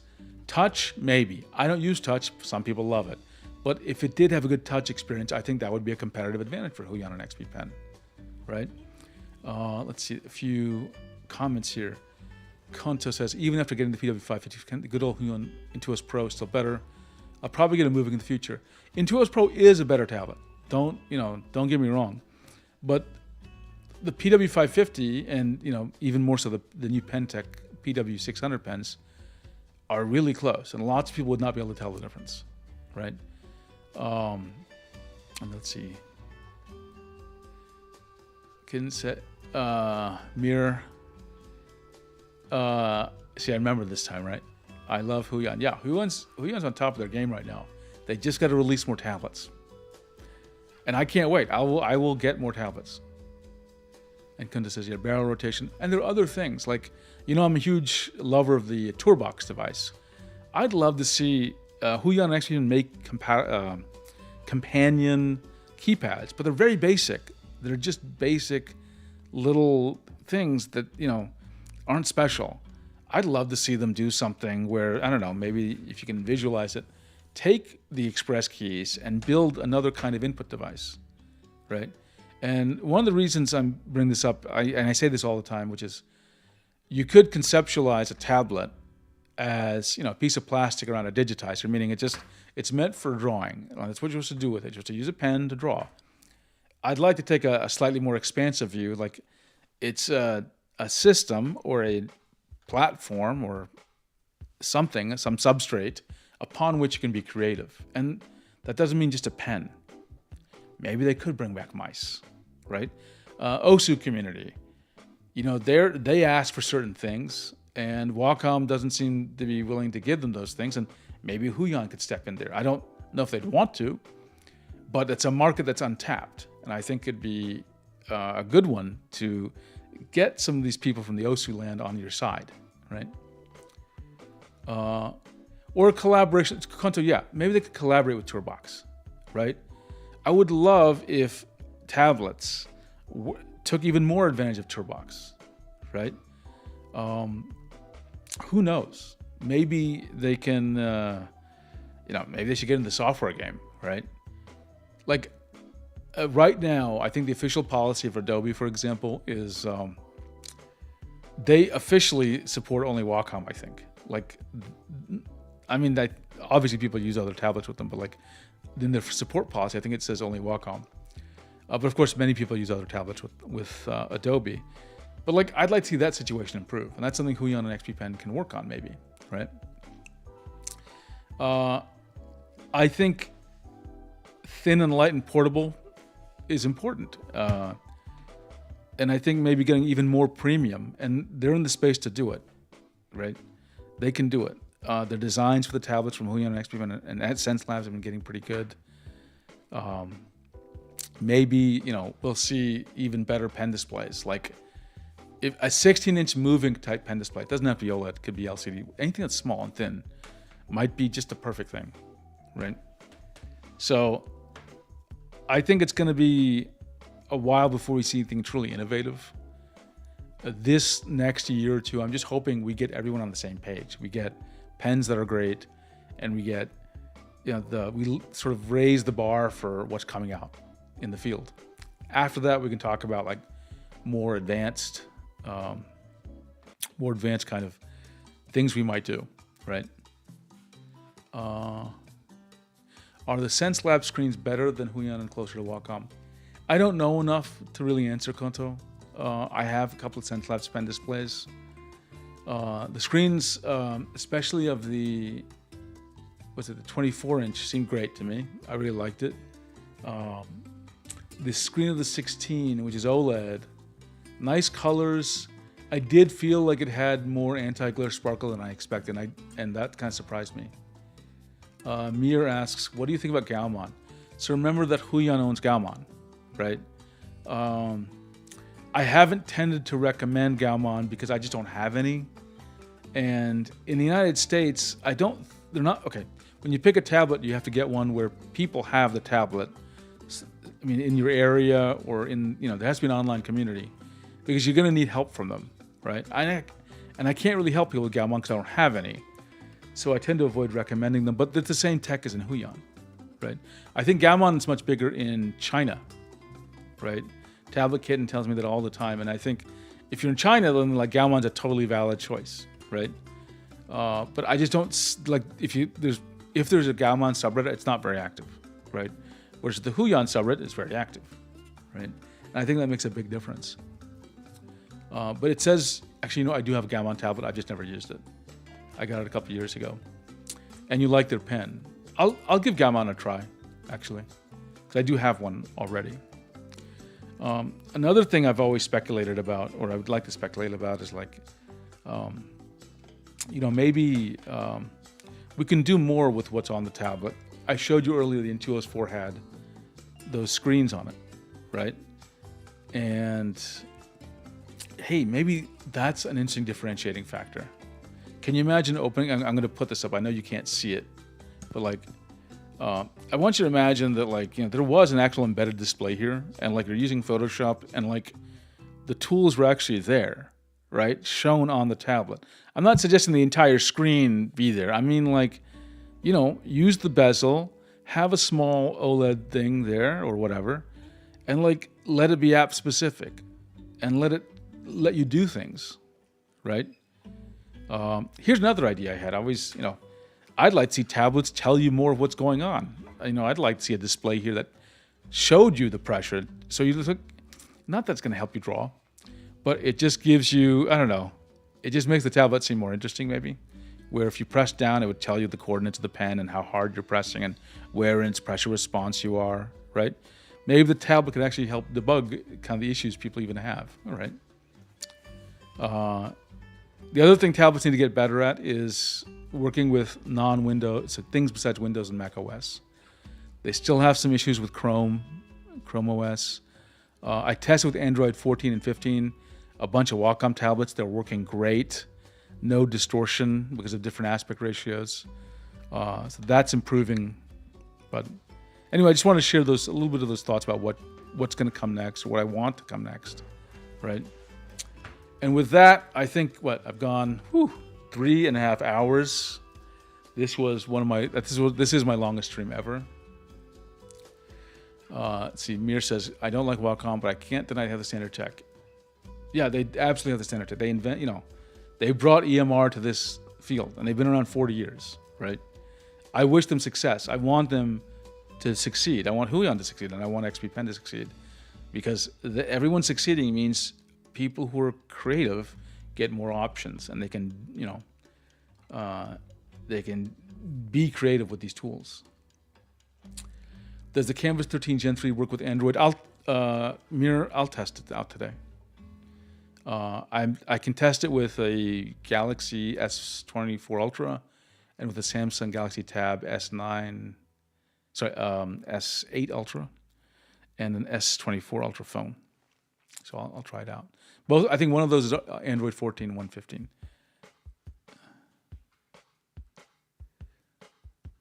Yeah, I think it should work. But the devil's in the details.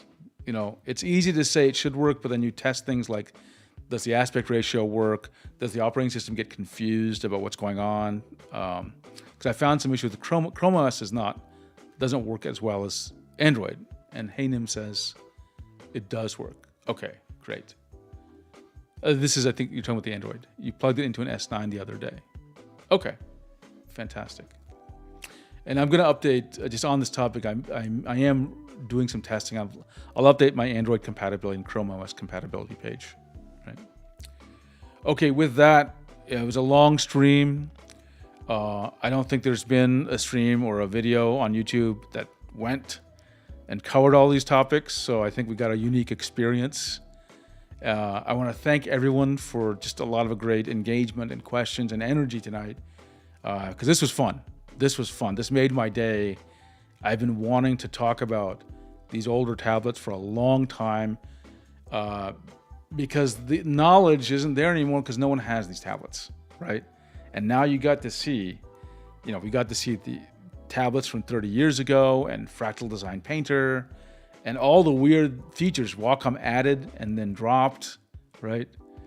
Let's see. Amir says, I love Krita. Sorry, I just felt like saying before. Hey, we all love Krita here. Feel free to say it. They deserve the love. And you know what I'll do is I discovered, by the way, Sukanto says, this will be a great reference video forever. What I discovered is I can take the transcript of these live streams, feed it into some AI, and it'll produce like a document. Not like it'll produce a summary, but you can make it produce like a document. And so that's good because I can then maybe just write this up as an article to help me do that, right? I was sleeping and suddenly woke up and started streaming. Well, I'm glad you joined us. Now this time, at least, I tried to make sure more people could come because I scheduled the stream like 4 or 5 days in advance, right? So at least I think more people had an opportunity to be part of the stream. Okay, with that, now we're approaching 3 hours and 45 minutes. Everyone, thank you. Thank you so much. And join the Discord and have a great day. I'll see you all soon.